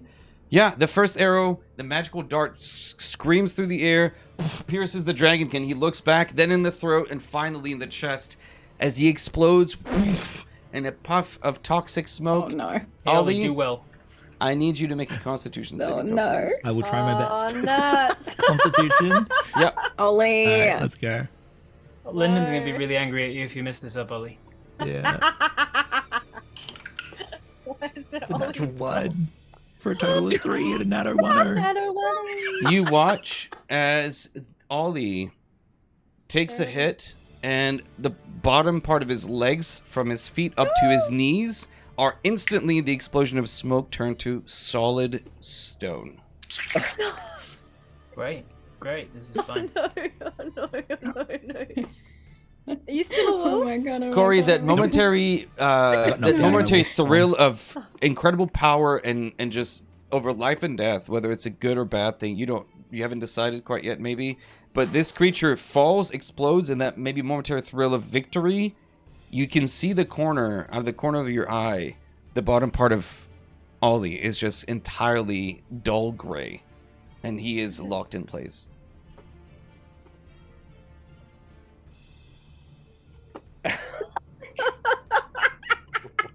I think Corey,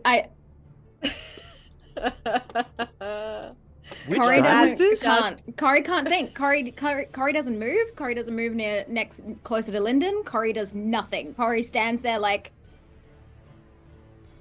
just Perfect. paralyzed. You are in a state of shock. Lyndon, what will you do? Nothing. Okay, Likewise. you're waiting. Oh no. Junie, you've run back. You can hear behind you the explosion. You can hear Goose dragging along Garrett. What will you do? Am I able to get up to my siblings? How Yeah. far away from them am I? Which one? Because you're right. You're not far from Lyndon. You're not far from Corey. You're far from everybody else at this point. Okay, so I could get to Lyndon and Corey potentially. Yeah, Corey's behind you, between you and the enemy, and Lyndon's in front of you, partially up the rope into the rope trick.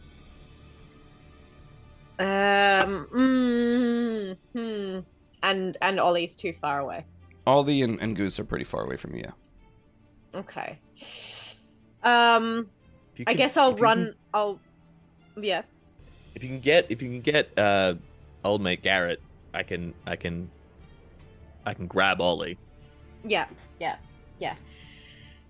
Okay, I will run over to Goose and Ollie, seeing that Ollie is frozen. I'll look at Goose as if to kind of like say, make sure you get him, and I will try and get Garrett. I'm not very Okay. strong. So So you dash. It takes your action to get to your brother. Make a strength check as Goose hands you over Garrett. But alternatively, Garrett has just his feet are bound by like thick Well, rope. Okay. So, oh man, strength is not my forte. You could just cut his ropes. Is he awake? Is Yeah. he conscious? Yes. Oh Yeah. shit! Oh sorry. Yeah, I was thinking he was completely dead weight. No. He's My just bad. nobody's unbound him because your brother has a hammer that is not good at cutting rope. Yeah. So he's Yeah, carrying him across his shoulder. I've got some little kind of short blades, so I'll Sure, using and your then, object like, interaction, shake- you cut out his feet, or not his feet, the ropes that are binding his feet together, No and feet no more. he's able to stand of his Can own he run? volition. Yes. Then run. Goose, do you need help with Ollie? Oh, he's got a I've got him, gag. I'll Jennifer. cut that too. Okay, perfect. Everyone, We have to run. There are thousands of them. Then why are we wasting time? Go. Okay, he'll start running towards away. Yeah, I guess that's all I can do. Towards away? Does Towards that just away. mean Towards away. into Toward- the wilderness or towards Lyndon? Towards you, Sound. towards Lyndon and You know Corey, what? towards you Fuck guys. all this. I'm Okay. just running now. Yeah, I was like, he doesn't know about the rope trick, so I don't know where It's a he's running fair- to. No, he It's sees. a fair response. Yeah. Junie, you're turning back and running too, or are you holding your ground? Because you have some movement left. I do. Okay. With the dash, you have about 20 feet of movement left. I want to run, but only with my brothers. Is there any way I can hold run? Not really, sadly, no. You can ready a move. It's just not as much as a dash. Yeah. Yeah. No. Okay. Well, then I guess I'll hold ground Okay, and make sure that Goose grabs Ollie. perfect. If you're holding ground, then Garrett will stay beside you. Ollie. Why? Garrett, go! I just told you. All right, with this, Infuriating. he wants to be brave, and he's gonna be brave. Goose or Ollie, you're stuck in place, but you're upper part of your body still functions. You can still cast spells and do things. At the end of your turn, you'll make another saving throw. But for now, the bottom part of your legs are solid as stone. Right. Okay, cool. Having tapped into the power of the mask before, I'm going to try and use my wild shape, mimicking what the experience there. So you see Ollie sort of just like take a deep breath, focus exactly as he's been taught by Junie, focusing on the breathing, and is going to wild shape into a little mouse if possible. Interesting interaction. Let me double check. I want to say that it's going to work just fine. Let me see. At least he'll be smaller that I can carry. Yeah. Yes, true. I don't know what the GM has planned for my wild shape though, so see what happens here. Because when I saw the mask with detect magic, it had lupine, or lupus Yeah, or something exactly. all over it. So And it this was might like, not wolf, work. Wolf, wolf. So it might only be. Ah. Yeah. At this And you stage. could be a very small dog. Okay. Be like a From my chihuahua. yeah, maybe a Shih Tzu. You are able, so from what I see, you don't suddenly lose anything that's affecting you. So you're able to not use the power of the mask, but your own internal power. And you can turn into a mouse.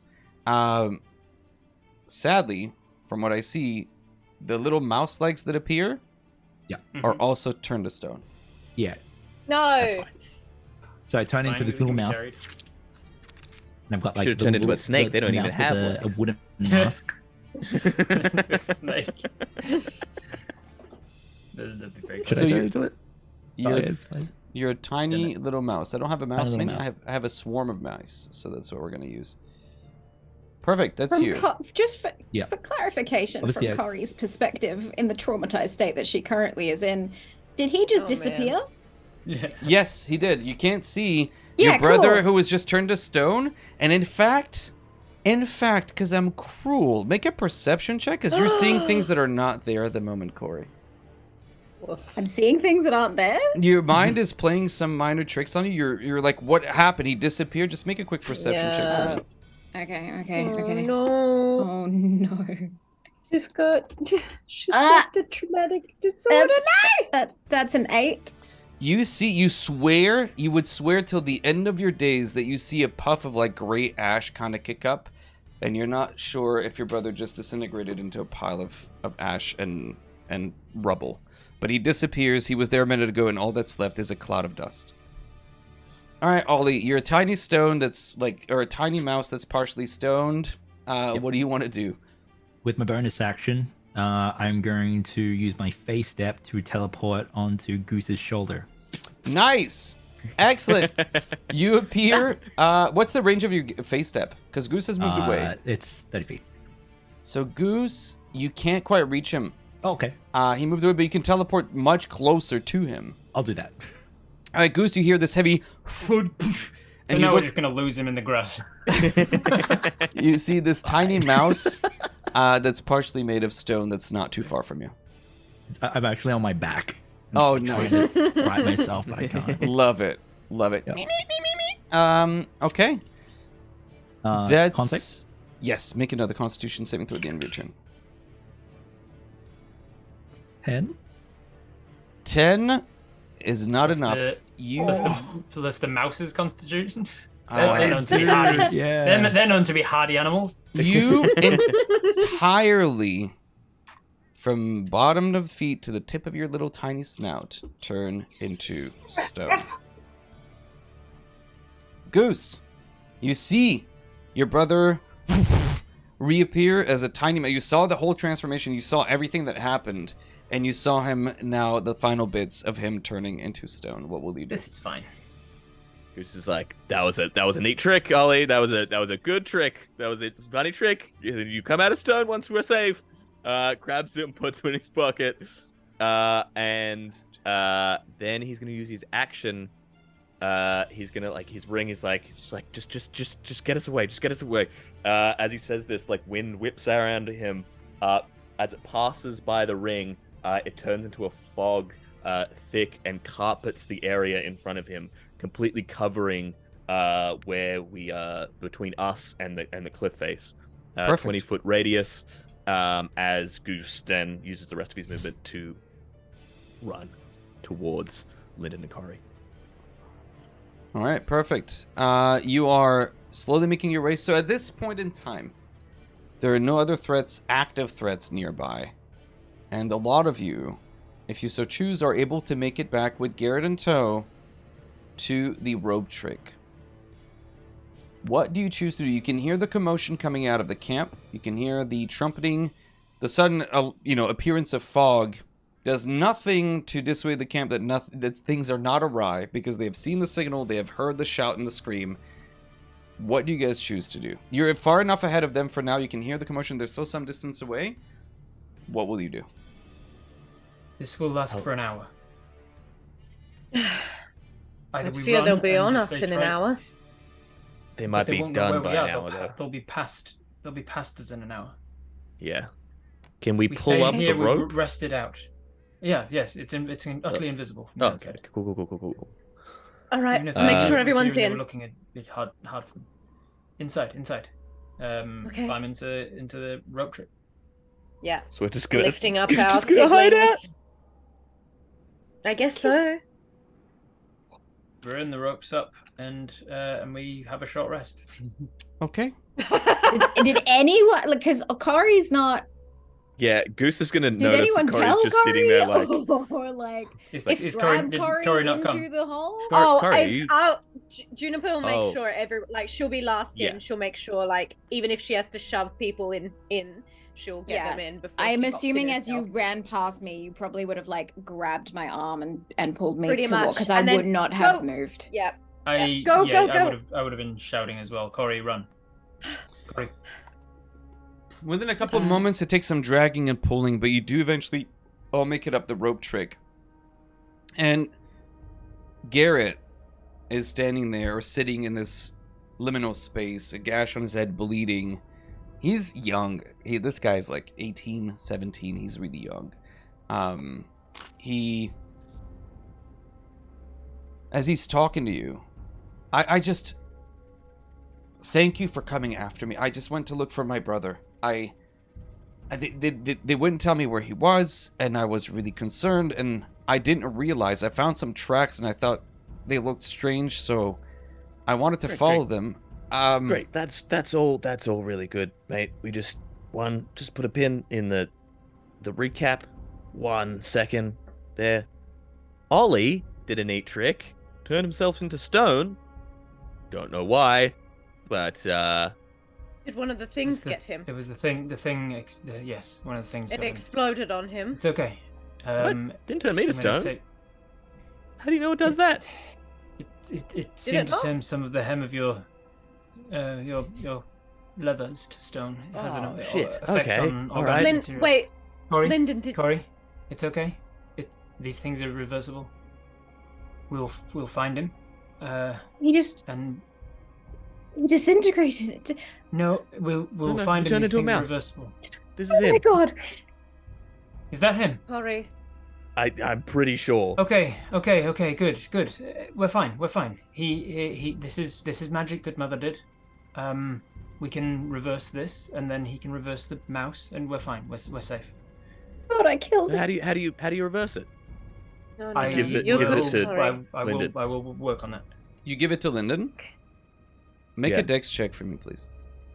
Oh, you son of a Pass bitch. something from one hand to another. What? What? What? Do it. Drop me a break. Taking something from his hand. Do it. What? Did you yeet 13. our brother? 13. As you're about to hand over the mouse, you stumble for a second, and the mouse suddenly poof, reverts back to its natural state after about a minute. The stone effect is gone, and you can see that Ollie is back to just being a regular tiny mouse that's quite lively and active. Reversible. It's a temporary petrification. It's probably it's Well, fine. it doesn't it's fine, matter it's now, fine. does it? Because it's over. Thank goodness. And Garrett we're will all speak together. up. Your brother's a Ollie, is this- mouse? Are you I'm okay? gonna launch myself at Garrett and throttle him. Okay. That's fair. Make That it is fair and valid. He is not. I have no strength. It's not good. It's okay. As you try Ollie, to... if this is you, do the head thing, the speaking in the telepathy. Oh yes, this is me. I'm a mouse. Oh, I'm thank just. God. Okay. Yes, this is Oh, I'm so Ollie. glad I got the right one because there was one kind of nearby that I was like, If you lost our Is this a brother, thing I that you would- did? Did you do this? You made yourself a mouse? It seems so. I had to tap into the. Yes. Simply put, yes. You really are a mother's boy, aren't you? Are you able? Do you know how to reverse it? Yes, I can. Okay, I can try. good. Meanwhile, in the it's background, as you fine. guys are having this conversation, You are an Goose- idiot! Corey, Goose get off of Goose him! is scratching by, and he's like, "See, no, everyone thinks you got to put pressure on the front of the windpipe, the sides. That'll really get him." It's just her nails digging in at Yeah, this point. Like, he's- she he's- doesn't have any strength. That and also works. he's That also keeping. works. He's trying to push you off of him, but he doesn't know where to put his hands. He's kind of pushing you off. He's like, "Your brother's a mouse. I don't. What it? Okay." I'll try and pull them apart. You're Okay, able to the pull. point is, we're meant to be waiting out here, not squabbling or trying to kill each other. Don't fall through that hole, and we're fine. They can't see in. They can't hear in. We can see out, but they can't see in. We need to If go I've done this back. spell We right. need to warn the village. You don't get to There- talk. Yeah, your ideas have been shit and bad, so neither one we're Garrett. gonna listen to. Garrett, And I we was- risked a lot coming here. Thank And you. you're safe, and thankfully, we're all safe. There's 100 more. There's 100 camps. We don't know how big the army is. We cannot More than go back 50. out there. I'm going to connect with Junie telepathically, and I'll say, I could go back. I'm quite No, small right now. no, you And if I cannot. get far enough away, I could run. And what good will that do, apart from putting you right in danger?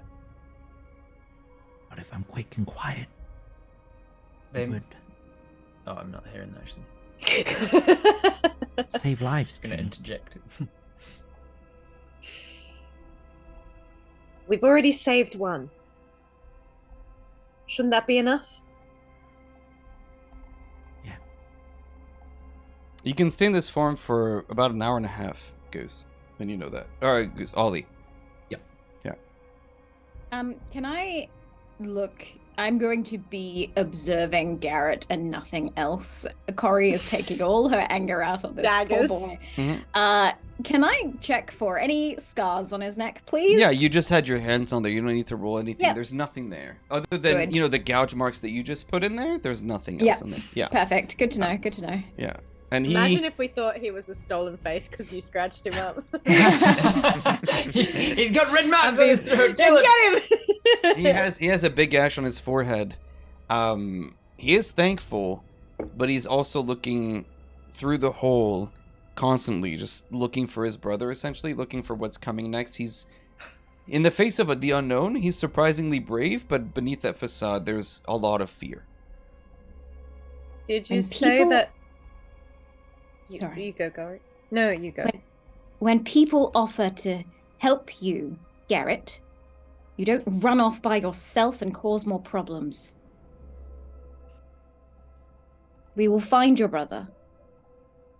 But you put my family in risk. And I won't forgive you for that. If it had been your family, wouldn't you do the same thing I did? No, No. idiot. You would wait for people who are competent to come with you. As they had indeed agreed to do. I mean, judging from our reactions as a family, I can't say that that's true for all of us. Looking at specific members of the family. Yeah. Make an intimidation check. I I'd think. eye check. Those of you who just snapped at him. I didn't snap. I'm No. kinda- I'm- But those who did. yeah, The twins? Yeah. yeah.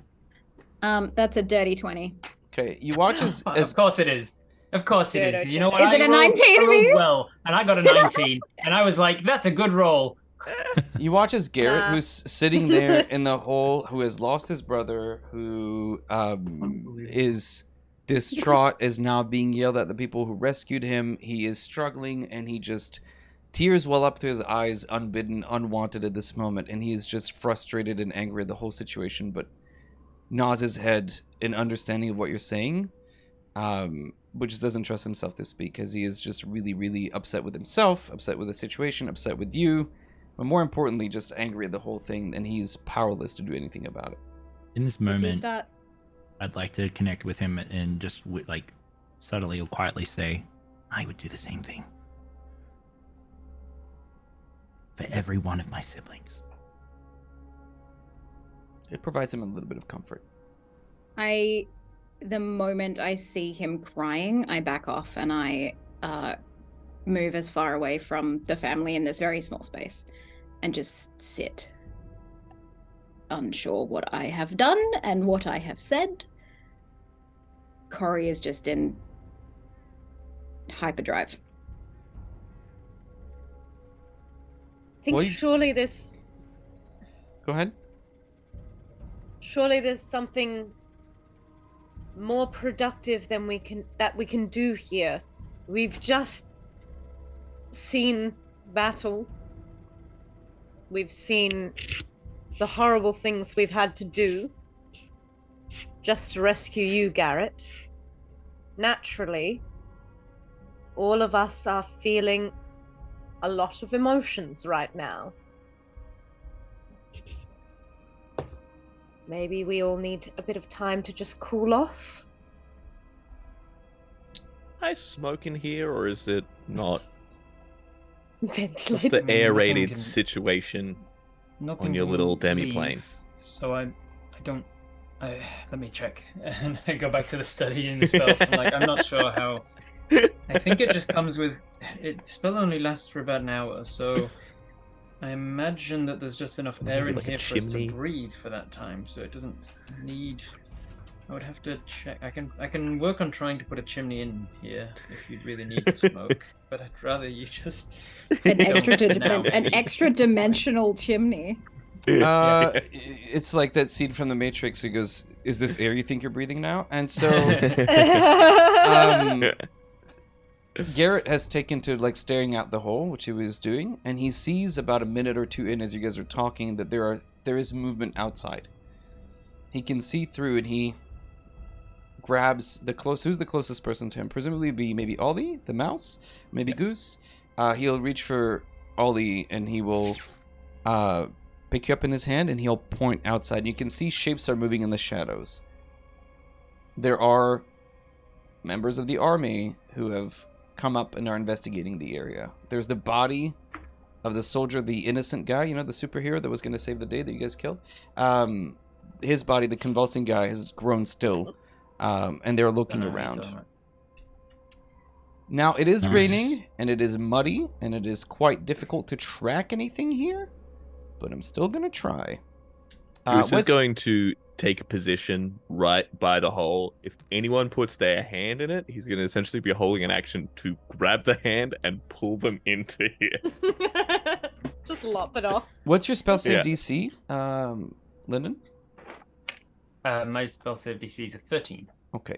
They roll very poorly on their investigation, looking around between the fog, the bodies, the rain.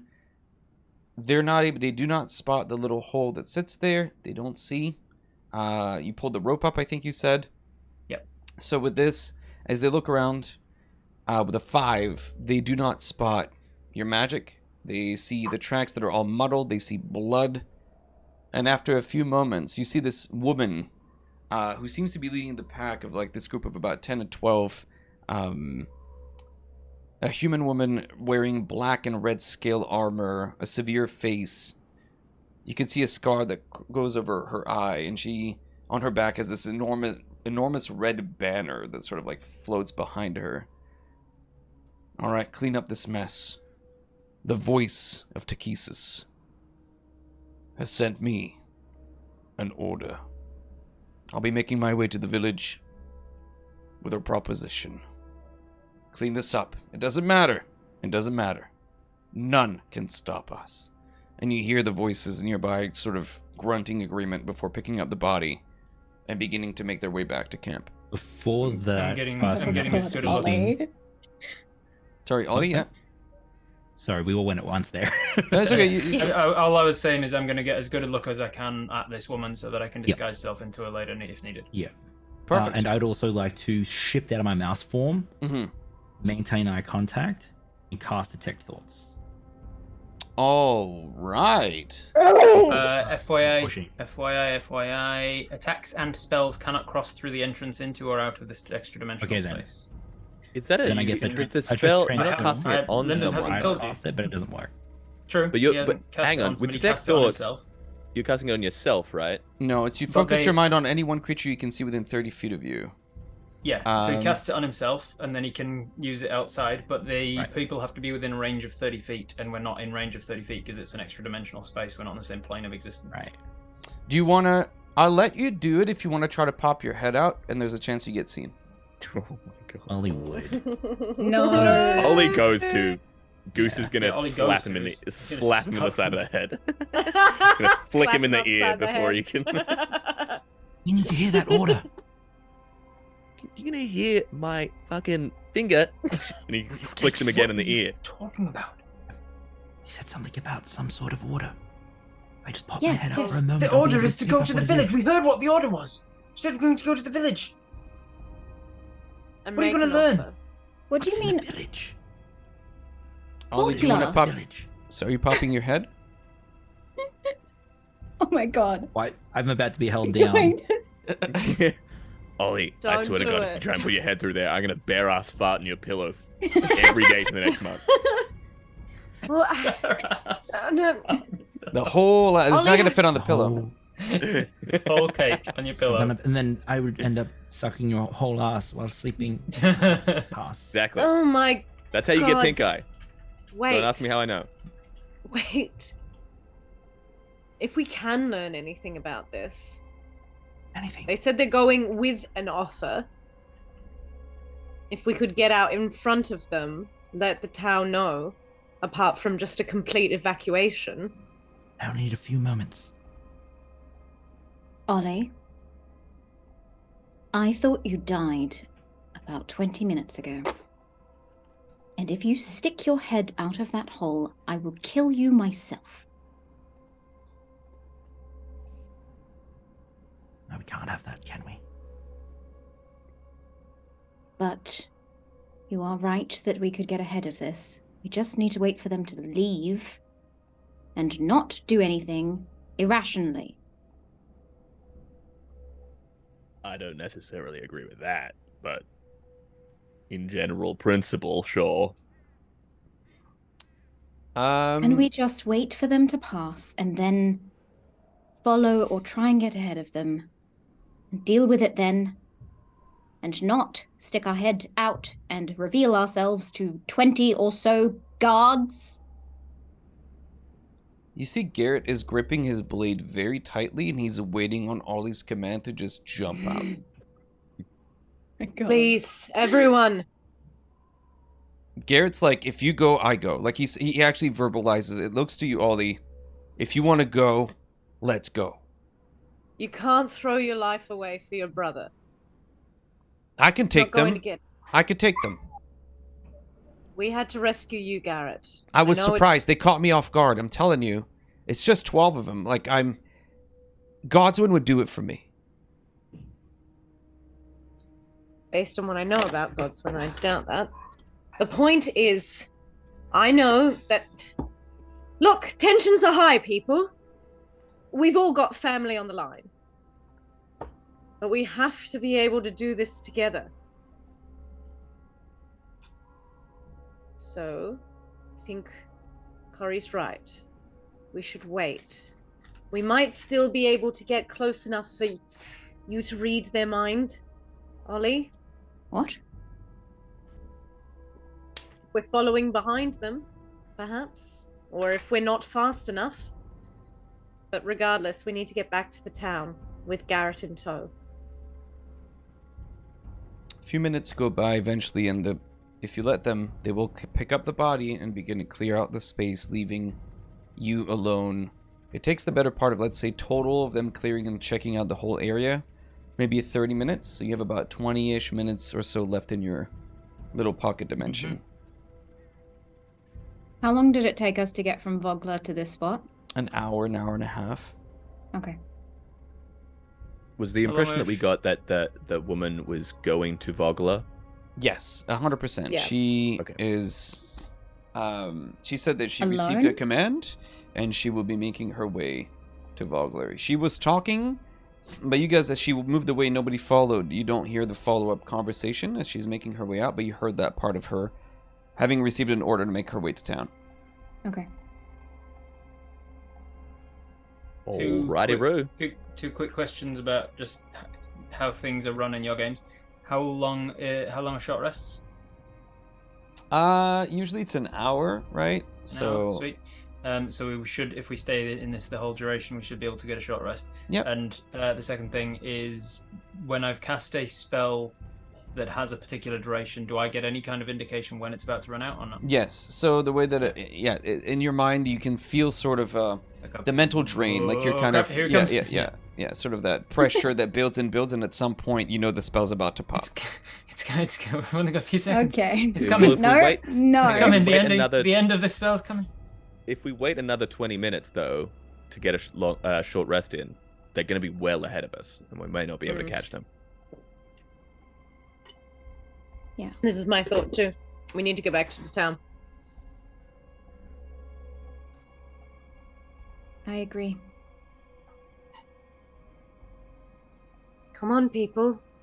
We've Alrighty. been brave enough this far. Goose jumps on the rope and slides down. All right. Goose, you lead the way. There's a big spider in my office, and it's staring back at me. And it's like, hi. And I'm making eye contact with it. It's looking at me. It's like, how you doing, Roll bud? initiative. I don't mind. Yeah, exactly. I actually don't mind spiders. They keep other bugs at bay. The sixth member of the Hartman family. Exactly. No, that's Bowser. Before Ollie drops down, I'm just gonna stop him. And I won't make eye contact. But Corey will say, I'm sorry I snapped and threatened your life. I just didn't want you to die recklessly in the hands of someone that wasn't me. She leaves the hall. Nicest thing that she's ever said to me. Yikes. Ooh. We gotta have a family meeting, guys. God, is there any family therapists in Vogler? This is, no, this is not the way we treat each other. Juniper's checked. It was that guy you is guys Garrett- just killed. That was him. That was this therapist. Yeah. Great. Garrett has Garrett The left yet? nicest guy in the world. Garrett's he's gonna stick with you. Like whenever you go, he's gonna go. Basically. Yeah. I'll say to Garrett, don't worry, we'll find your brother. Unfortunately, it might not be alive, but we will do our best. Well, I appreciate that, but I trust that he still yet lives. His story isn't written yet. And with that, he will slide down the rope. Wait, before you go. Hmm. Also, they're not going to believe what Corey just said to me, so if you just witness and all that. I mean, it didn't sound that nice. It was She- very nice. She said she wanted to kill. Okay, you are a mouse after all, I guess. Is your normal state a mouse, or is this how you normally are? Which is actually you? Yes. And then I'll just like slide down. Nice. With that, all of you are relatively safe and sound. You will not have taken a short rest Lyndon's the last out. Lyndon's the last out, reluctantly, having wanted to stay in this and just rest. And he realizes that once he's cast the spell, it's not like he can just dispel it. It lasts an hour, and so he's not sure if the rope is stuck with the thing, or so he gets. He's never thought about this, and it's the first time he's actually successfully ever cast it. So he like tugs on the rope. Is he able to take the 3 feet of rope and just leave the hole open, or is it just like part of the spell until the spell ends? Great. Trust a DM to ask you questions that make you think about the nature of spells. Great. Yeah, man. Make a strength check. Let's see. A strength check. Make a strength check. Yeah. Strength check. I'm really All right, good at everyone, those. remember where we parked? Round 3, okay? All right, my strength, that is a 13 for a total of 12. Nice. You are able to pull the rope. There's a moment you swear, Lyndon, you are convinced that maybe one day you could invert by sheer strength of will or strength of physical strength. You could invert the pocket space, and maybe your mind starts to wonder of all the possibilities of colliding planes and what that might actually entail. It's that realization that perhaps splitting the atom could do some really cool stuff. But I see time and space itself just bulge a little bit as I pull the rope off of it. But you're able to get the rope. Oppenheimer. Yeah, you do get the rope, but We're the all spell sons remains. of bitches now. I coil the rope up. I make a very solid mental note of where I'm at, triangulate myself so that if we get like 10 minutes down that way and then go, oh shit, and run back, we've got like another few minutes of it left. And then I set off after the rest of them to catch up. Corey is still standing there waiting for you. Ah, there you go. So Did as they the leave Goose's hammer? Goose left his hammer on the ground. yeah, I'm sure. Yeah, when you ran back, you didn't pick it up. Yeah, I didn't. I forgot. Oh, 100%. Your hammer's gone. No! 100%. There's a moment, though, you did hear somebody say, oh, wow, that looks like there was a really cool trap over here, like a snare of some kind. Wow, that's amazing. Free hammer. Wow. They were just That's marveling. a really cool hammer. That's an even cooler hammer. Why would somebody abandon that here? Guys, family hammer. Get Goose's So- hammer back. Your hammer is very distinctive. It is your hammer. What 13 pieces of flair did you have on your hammer, Goose? He has carved a goose. A little, like, it's not very good, but he's carved a goose into it on the side. It's like a lot of like different bits of like leather and like stuff he's found while touring wrapped around it. Up the side it says Kryn Sin. Up the handle. Yeah, that's autographed that's it as pretty well. much it. All the band members probably autographed your hammer, I would imagine. Nice. Yeah. I imagine This it. Kryn Sin if- fan is gonna be like, yes. If anyone's ever done like dance as a kid, like the dressing room mirror, there's just like old kiss marks on it from people's lips. Yeah. Maybe the So most precious unsanitary. thing on there might be Finch's signature. Yeah. But your Aw. hammer is gone. As I am- you make your way I am back, sorry for this. Sorry. I have a really That's bad rough. joke. How else is Goose gonna get hammered? Sorry, go back to The narrating. best That's joke my of the bad. stream. there we go. We're there. Congratulations. I'll Screamers. add in some. I'll pause the video, add some clapping and cheering in the background, and then we'll resume right at Thank that you. moment. Yeah, that's Uh, the edit. yeah, and we're gonna do like the friends. Woo! Back to being not disruptive. Who leads the way back to town? I think it's me. 'Kay. I'm like full on. I gotta be ahead of this before my family does anything. Like everyone's already on edge. I gotta make sure I know of any danger that's coming. So she's just like, you know, in the mist, in the spattering kind of like rain, like bow out, and just trying to scan everything as she's tracking them. Perfect. You lead your family plus one, Garrett, with you.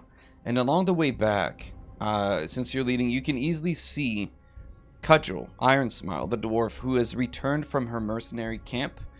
And she's accompanied by a human, a man who's wearing long black robes, leather, and this blade that sort of hangs behind his back, one of her lieutenants or lieutenants. And she notices you, and you see them ahead of time as she's also making her way, and she's deep in conversation with him, and she'll spot you about the same time as you guys can see the outskirts of town. The human Cudgel will sort of signal at you. Before you ask, there's no mark on her neck. She will lead sort of ahead as she will nudge the lieutenant to come and approach you guys as you're approaching town. Hello, I am JF. It's nice to meet you. You are the people that Cudgel was telling me about, yes? Which one of you is Gustav? That would be my brother back there. I'm to understand not to speak to you at all whatsoever. So, which one of you What? wants to? Which one of you is the leader of the group, actually? That can talk is to me. obviously me. So you're gonna have Shut to up, go through me. Goose. All You're right. not helping things. You have a message for us? Yes, in short, you may not know, but there is a large army contingent that is parked west of town. We have recently discovered breaking news. Nobody else knows about this. So I thought I should tell you because you're the people who fought in the Battle of High Hill, yes? Yes. All right. Thank you. We are back en route to town with this news. This very breaking news. Well, I'm the one who found out about it, so it's kind of like a big deal. What? Is there any lines around this? No. No, okay. No. How many people did you kill in the battle? Do you remember? I'm trying to take inventory. We believe we have captured all the ones who were paid off by Dragonlance, but we're missing a few elements, and I just couldn't remember how many you killed. Don't answer that. What? Don't answer that. We can't stay. We need to get back to town. As Why you are said, you there's an asking army these questions? approaching. Are we at town? You're at the outskirts of town. I'm asking because well, there is need to understand how many people might still be out there who are not who they say they are, and I needed to, against the enlistment list that we have, I'm short a few names. You can make an insight check if you want. Check. Yeah, absolutely. Yeah, Yeah. for sure. What? Is that good? Not bad. Yep. Nice. Plus 3. 22. Perfect. He seems honest about his desire to know. He's not lying to you. What he's not telling you, if you press him, is we send funds back to those who have been killed. And my next question was, if depending how many you killed, there is a fee. I know you protected the town, and it's sort of... I hate to ask, but we need to send money back to their families, and typically if it's killed, do you want to chip in? Sorry, The send money back to mercenaries we the... killed. Yes. The mercenaries want that us were to- paid to attack the town, you want us to give you money for the loss of them. It's not cheap to train people. Got a point. We're not having this conversation. We're in danger, and you're in danger too. Alright, dwarves are gonna dwarf, and they're gonna try to get all the money they can. Cudgel didn't want to ask you directly. She sent her lieutenant, but you are at the outskirts of town. And as you approach, Cudgel's What, already... she's gonna attack me? Fine, do it. No, she's already made her way Jigga in. this. She's just, you know... Sister energy. She's ready to throw hands.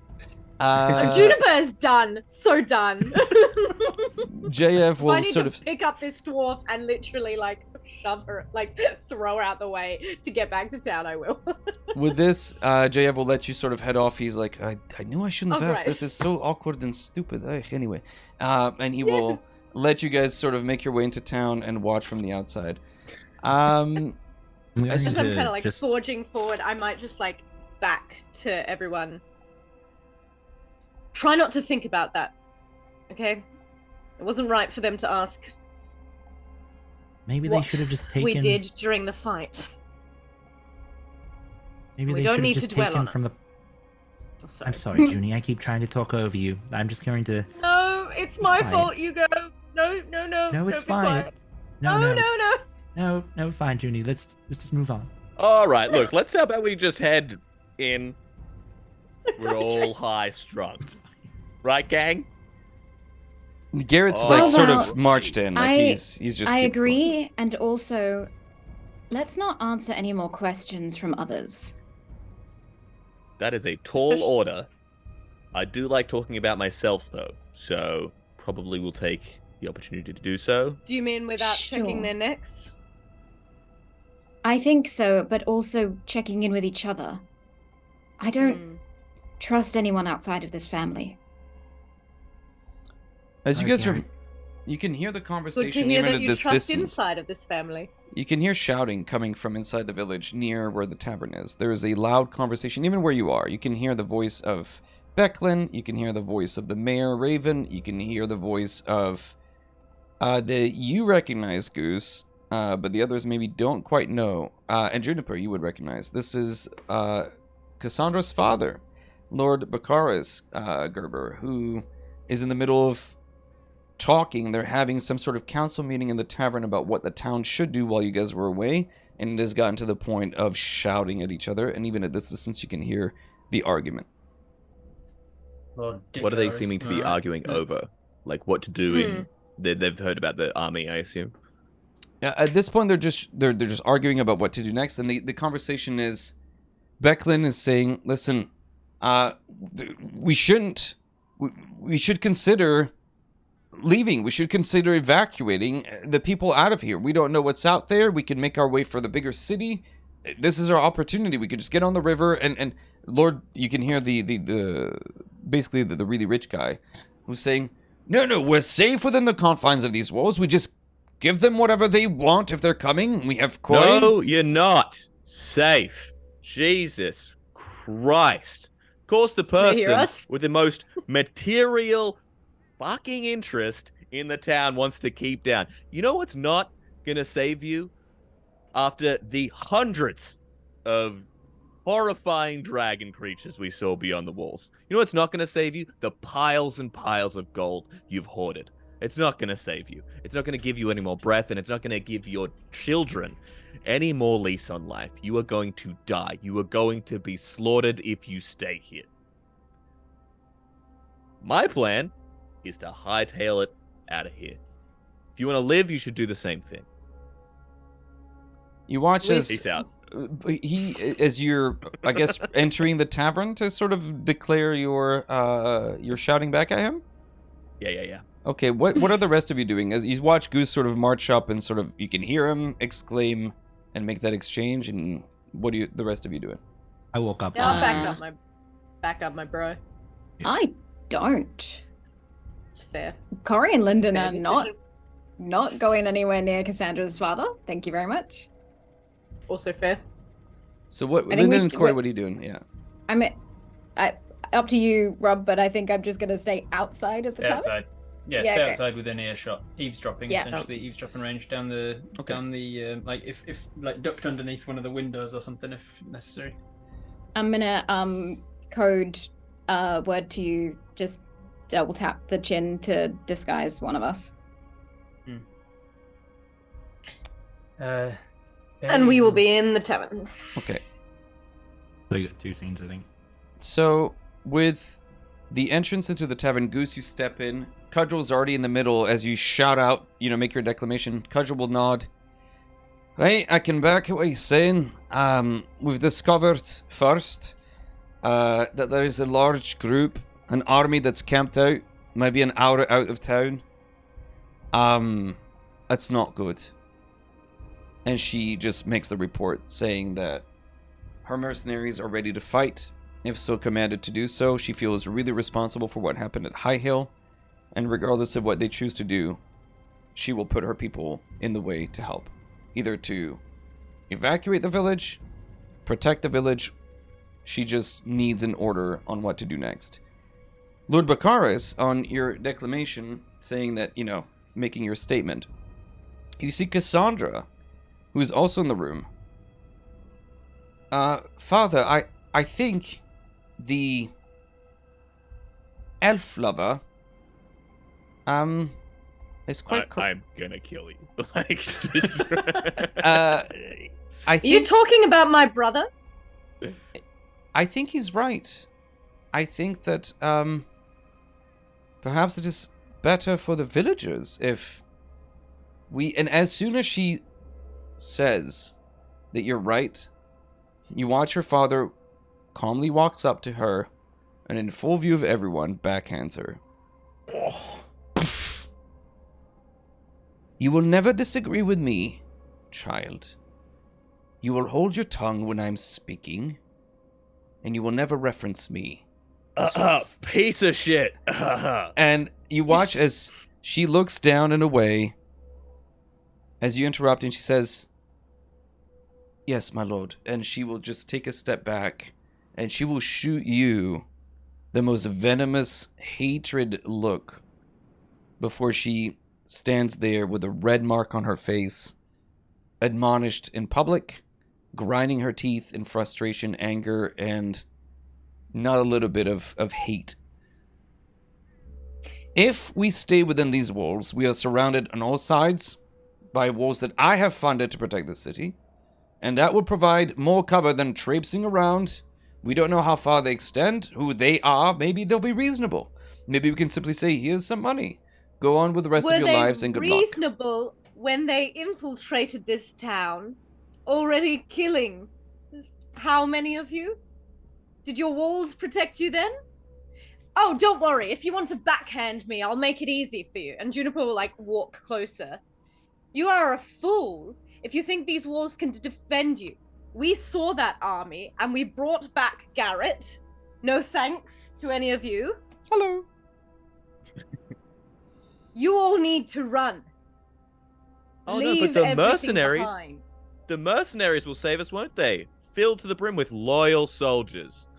Not a one who turned against us to stab us in the back while we, and he points to Juniper, and he doesn't point to the twins outside. He goes to point, but then he He's snakes it back around. turns it around. So, as Some of Juniper's us. there, I'll do Ollie's it like around. growling. Well, we protected Nice. the town. Yeah, But no, just waiting. take the word of the cowards who at the first sign that things went south, left, ran away. Yeah, I'm sure they'll protect you when push comes to shove. So, we should listen instead to the farmer thieves. The ones who fought outside the walls of town. High Hill is outside of the walls. And the elf lovers who have done nothing for this town but be outside of it, judge us, and believe that they are better than us. Fine people of Vogler.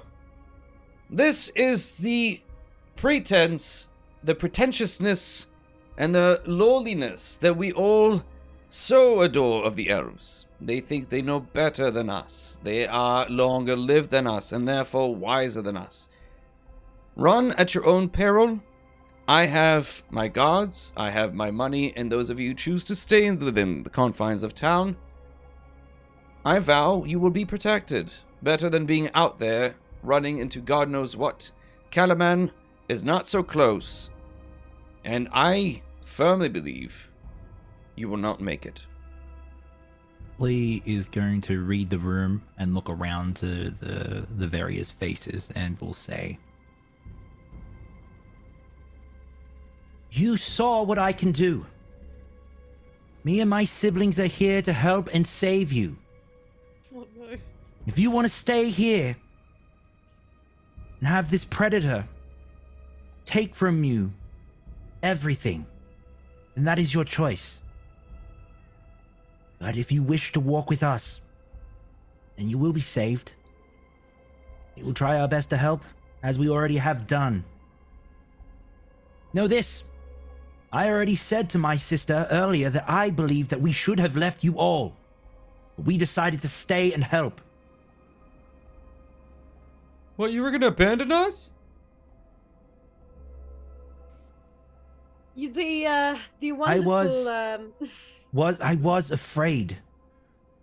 But the strength of my siblings at my back, teaching me what is the right thing to do, to stand together, I was changed. I had a change of heart. You hear a voice call out from the crowd, "Holy healer! What do the gods say? Do they whisper to you?" I looked at Junie and Goose, and then look for our other siblings that are not there. Goose is like, look, we cannot make high godly promises. I am going to take a bit of a risk here, as Lyndon hears that, cannot abide the Gerbers getting away with anything. So he reaches down into his component pouch and takes out just a little slip of fleece. Okay. No. And he starts to rub the fleece. The voice of God? He starts to rub the fleece, and he starts to do a little somatic component with his other hand as he casts Minor Illusion. Okay. And as Minor Illusion specifies, you can create a sound, the volume of which can range from a whisper to a scream. Mm-hmm. It can be your voice, someone else's voice, a lion's roar, or any other sound you choose. So it's going to be a very deep and very, very godly voice that booms out at the volume of a scream. As the voice of God. As they say, what do the gods tell you? And the gods say, simply, we have chosen the Hartmans. I want you to make a lovely performance check, please, and I'll give you advantage on it. Thank you. Oh my god. This is how cults start. We're gonna have a cult. We're gonna have a cult. So, what I have here is a lovely double 5. Nice. A lovely double 5 on performance with a lovely +1 in performance. So that's a 6. The voice comes out right at the same moment. Your timing sucks, Lyndon, because there's a voice of nearby somebody. You watch as they're coming up. You're in the middle of casting a spell. They barge into the chamber and say, "Rider at the gates." At the same time as you hear, "We choose the Hartmans," and there's like this weird cacophonous effect. Wait, what? And the person who shows up repeats, "Someone at the gates calling for the leader." Well, obviously they want me. Happy to go. That's the army, right? The woman from the army trying to make an offer? You don't know. You're not there, but the guy, they're wearing armor, a banner. And red? Yes. Yeah, that's them. What do we do? Listen. The mayor will nod to herself and begins preparing to go to meet at the gates. What will you guys do? I send a message to Junie. We need to leave. This town is going to hell in a handbasket. This town will die. If they don't follow us, they'll die. I'm going to grab the mayor by the shoulder. She's from the invading army. You just have to run.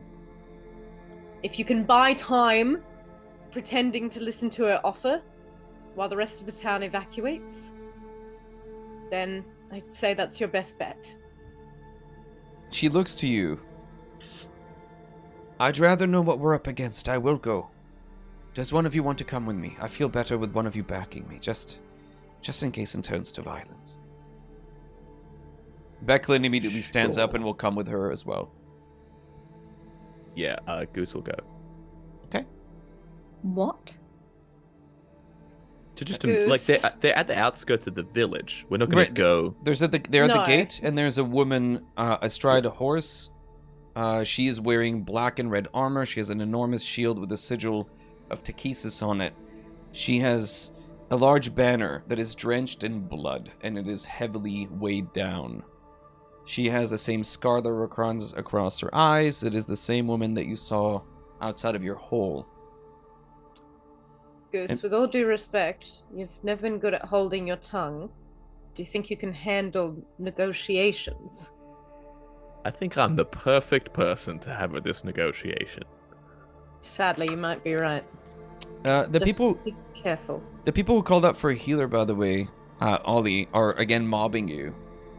And they are just, "What will you have us do, holy healer? What should we do? What do the gods say?" Oh my god. Prepare to leave. Our whole We lives are evacuate here. All our first. things, my parents are buried Your in the things graveyard. do not matter. Your lives do. You can create new things, find new things, help each other. We will evacuate to another settlement. We will gather our forces, and we'll...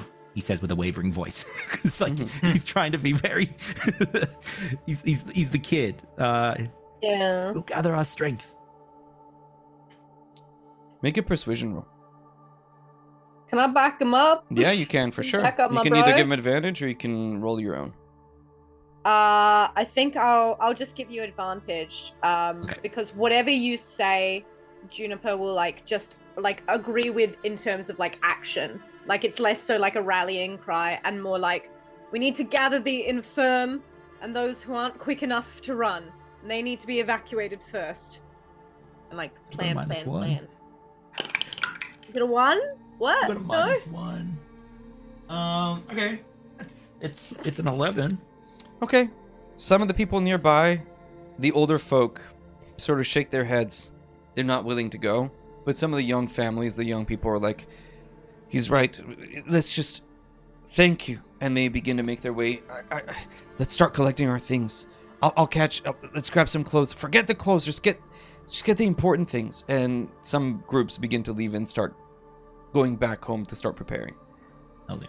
As they're all leaving, I'm going to look over and say, "Don't be like him," and then leave it at that. Okay. Point towards the Lord. There's a pile of people that are siding with the Lord, and in the midst of people leaving, those of you who are there will see Cassandra equally leave with the people, not exactly happy with what happened to her. Beneath the carvings of a leaping fish etched into Vogler's open wooden gate, a human woman in black and red scale mail sits astride an armored warhorse. She repeats again something that she had said previously, holding out a rolled parchment, and calls out, "Who amongst you speaks for this village?"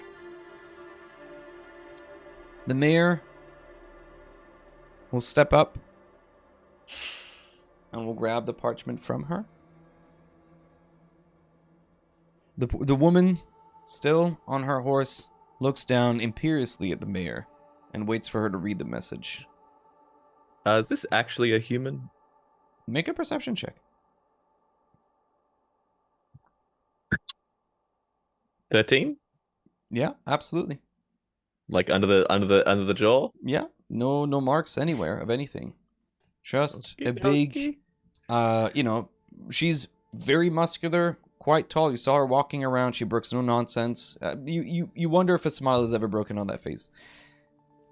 The mayor will not read the message aloud, but she will come up next to you and Becklin, unfurl the scroll, and it says, "People of Vogler, by the orders of Belephion, the voice of Takesis, you will quarter the soldiers of the invincible Red Army this night. Refuse and die. This is the Dragon Queen's will." The woman, as you read the message, looks down to all of you. "I demand an answer. And before you get any cute ideas," she will point across the way to cliffs that sort of overlook the village on the not far from where you guys are, about 150 feet away. Atop a cliffside, you see there are 4 Dragon Army soldiers, and they have with them 2 hostages. One is Godswin, that stands by the cliffside. You son of a bitch. And beside him is Seraphina. Fuck. At first I was like, Godswin. Yeah, no one's really that cut up, let's be real. But now this is interesting. Well, She waits in silence as the mayor looks around, thinking of the conversation that happened in the inn. She looks up. I don't want any bloodshed. What do you want? Do you want to stay here just the night? Will you come in peace and leave us be? We will take what is ours by right. We will claim 1/10 of the population to swell our army with, and we will leave the rest of you alone.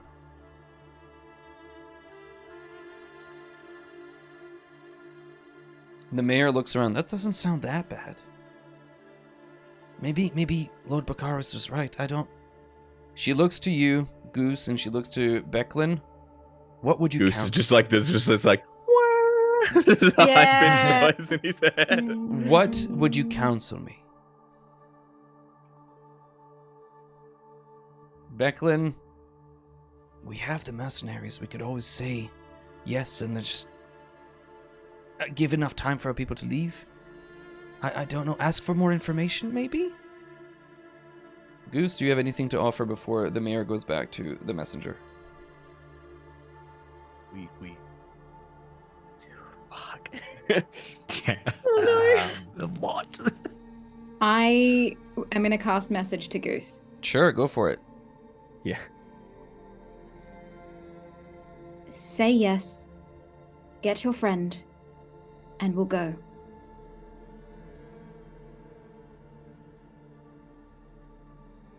Mayor.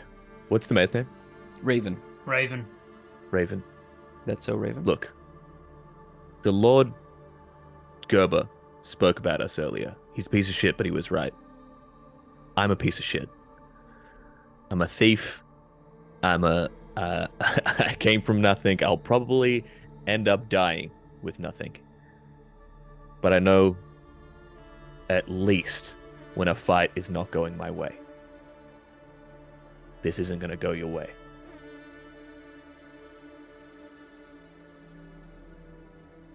So what do we do? Do we... We take their offer.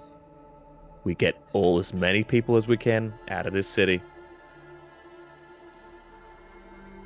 Alright, I don't want fighting in the city. Very well. We accept your offer, and you hear the woman sort of chuckle. Good. Good. We brought some friends, I believe, of yours. Villagers. I don't quite know their names. They don't really matter. Choose one.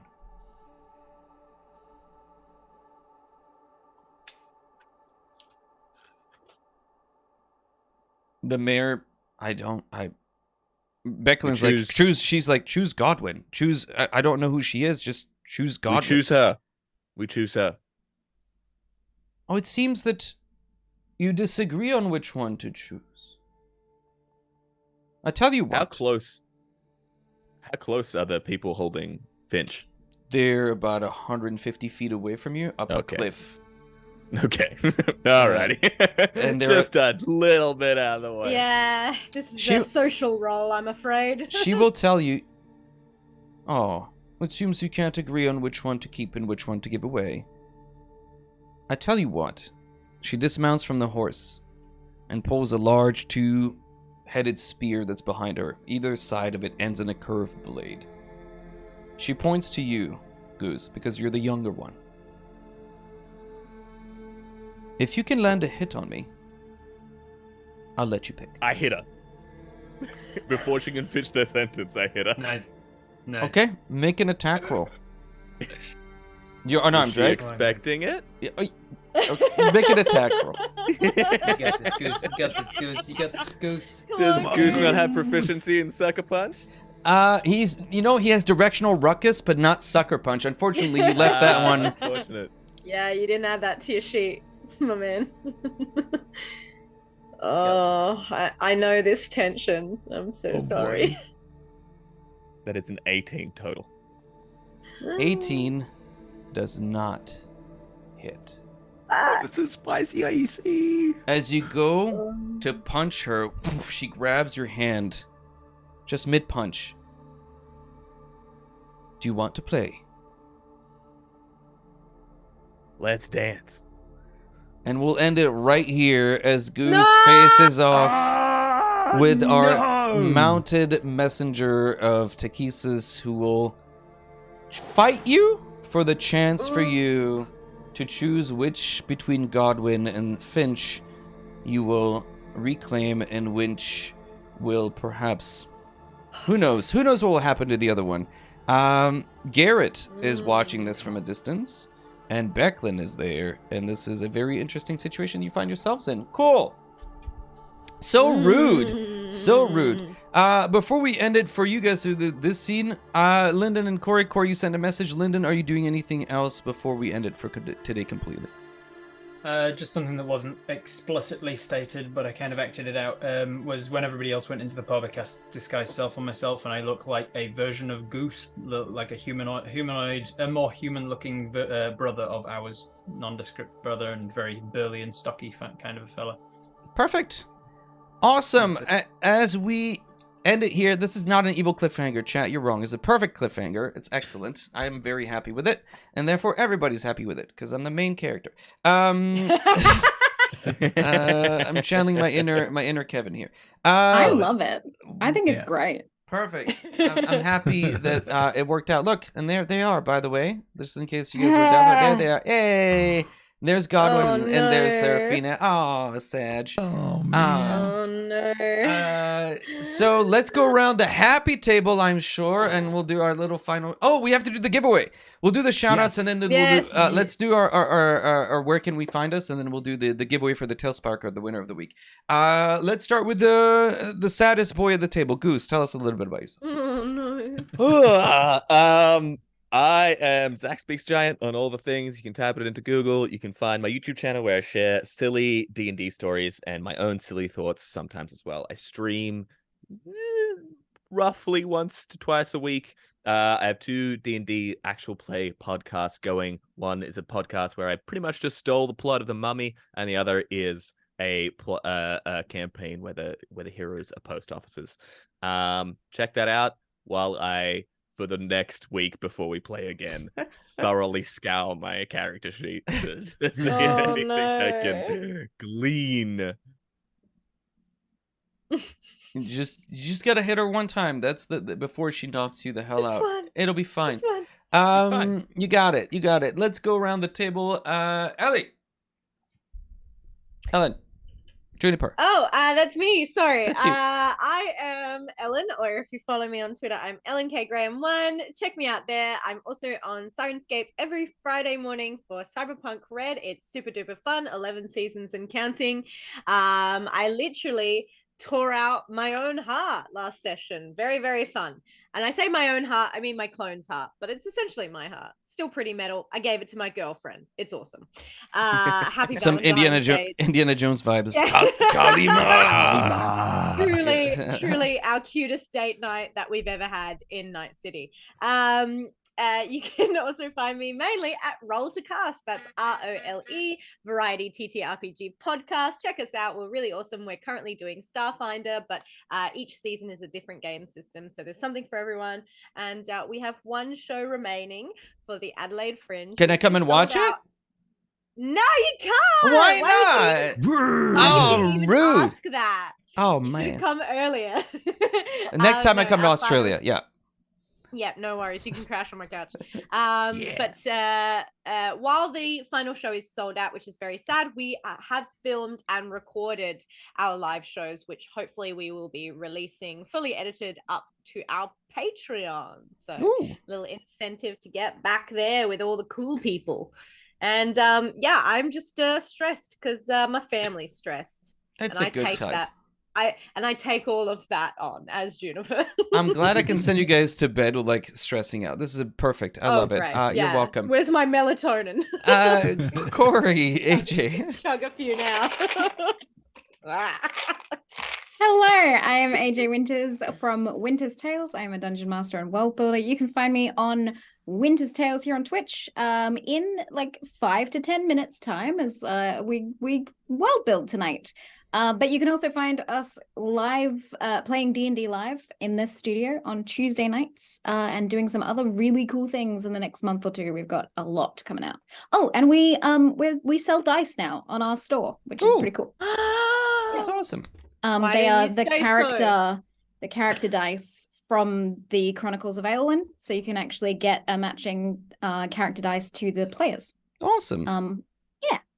Nice. Rob. Hello, that's me. Hello. I'm Yes. Robert Hartley, GM. I'm a dungeon master and a tabletop role player and a nerd all the time, all of the days on the internet. I am most well known for being the DM for a comedy group called Viva la Dirt League. We have a running campaign over on YouTube. It's very funny and it's only half-hour chunks, so it's easy to catch up on and you don't fall behind too easily week to week. So go and find it. You can also find me doing my own stuff at Robert Hartley GM on all of the different platforms. And you recently hit 9,000 subscribers on YouTube, right? I did. On my personal channel, Yeah. I hit 9,000. The Viva the Dirt League thing's got 330,000 subscribers. But mine, Yeah. my personal Robert Hartley GM channel recently hit 9,000. That's It's now awesome. over 9,000. Nice. Macarons! Awesome. Thank you, Rob. I like that you say you're a nerd on the internet, but in real life, hanging out, he's Oh, no. actually I'm a jock. He's a jock. Yeah. He does Yeah. sports Leather things. jackets and I do aviators all and of Of the stuff. the sport ball. Chad. I'm all about sport ball. Dread, where can we find you? Hello, I'm Dread, and I've been your little brother tonight, trying to channel that little brother energy. If you want to know what I'm doing, I'm pretty much on all the platforms under Dreaded GM. I am doing something very special this week. I will be appearing on this guy's channel for Twitch Tales, Ooh. which is very exciting, this Sunday. And I'm one follower away on Twitter from 500 followers. Ooh. So if you want to be the 500th person to follow me on Twitter, you should do that. That's I've got some new Nice. videos coming out. I'll be writing scripts all week and posting those. So YouTube is another place that I'm trying to build right now as well. And got one really exciting stream coming up soon. Ellen might know about it because we may have paused in conversation, but I'm very excited for that because I've got some cool stories to tell you. Perfect. Very All right, so let's announce the winner for this week's. So we had a bunch of really cool submissions. There's a great video that was submitted. There were a bunch of art. But our favorite this week was submitted by Tuesday Rose, I think is the name on Discord. I'll make sure I got that right. But I think that's correct. In case I got it wrong, I'm going to just double check. And this piece comes to us from, and it's wonderful, and we all really liked everything that was submitted. But this was this week's winner, and this is, make sure I got it right. Yes, it is Tuesday Rose. And this is Ollie in wolf form with a mask on. Look at that. Ooh. So Very cute. That's So good. really good. We really like that. I love it. So Tuesday, if you're here or if you're not here, I'll reach out to you. And you can want yourself a little Discord, a little Tailspire code for Steam for you to make your own fantastic maps in 3D and do a bunch of cool stuff with. For everybody else, you too can enter. What? Is it free? It's free! Just submit a GIF, a piece of art, a clip, a summary, something that's related to the campaign. A song, a poem, any literally video. Dance. It will An happen. interpretive dance. A Someone video- gonna do it. You could I want to you say could that. get a costume. You could get a costume of one of our characters. Get a flatmate in another costume of another character and act out one of the scenes and film it and edit it and put it on YouTube. Or literally, Ah, you could do what a Zach is drag doing. act. A drag act would Lip be great. sync for your life, Yes. honey. Nice. Ooh. You could also just make a whole video game by yourself, like Zach is doing. Make a video game. Like Zach is doing. Just by yourself. I hear they'll let anyone in video games these days. Sorry, Zach. Ooh. It was crazy. It was So crazy. we'll be back next week. I'll just say that we're at $100 of $200 for the prequels for our characters to take a look at their lives before this adventure begins. So we're halfway there. Thank you for all the donations or the tips. If you want to submit a tip, you can do so. Just let me know when you submit the tip what it's for. I'm assuming that every tip that's come in recently has been for that, so I'm just lumping it all in there, but it would make my life a whole lot easier if you say, hey, this is for the prequel stuff, and that way I can write it down and be like, this is exactly what it's for. But thank you so much for all the support, everybody. Thank you for all the subs and follows. We'll get this video up on Saturday on YouTube, and then the recap will be usually around Monday. Thank you so much for hanging out. Anything else, anyone? Perfect. AJ, did you go live? I'm live. You are? Okay. Yeah. Then we're gonna raid over to Winter's Tales, shockingly. And stick around, say hello. She's a cool bean. I hear good things about her. I think she's gonna go very far. So stick around for the raid and spam your favorite raid emotes. And that's what we're doing. Take care, everyone. Thank you so much for being here. If I never see you again, have a great rest of your life. If not, we'll see you next time. Bye. All right. Love you. Bye. Bye forever. Bye. Not forever. See you Not later. forever. No, see you next week. See you next week. Forever. See you next Same week. time, same place. And Goose will be fine, right? It was a literal cliffhanger Fine. because they're on a cliff. Oh, shit.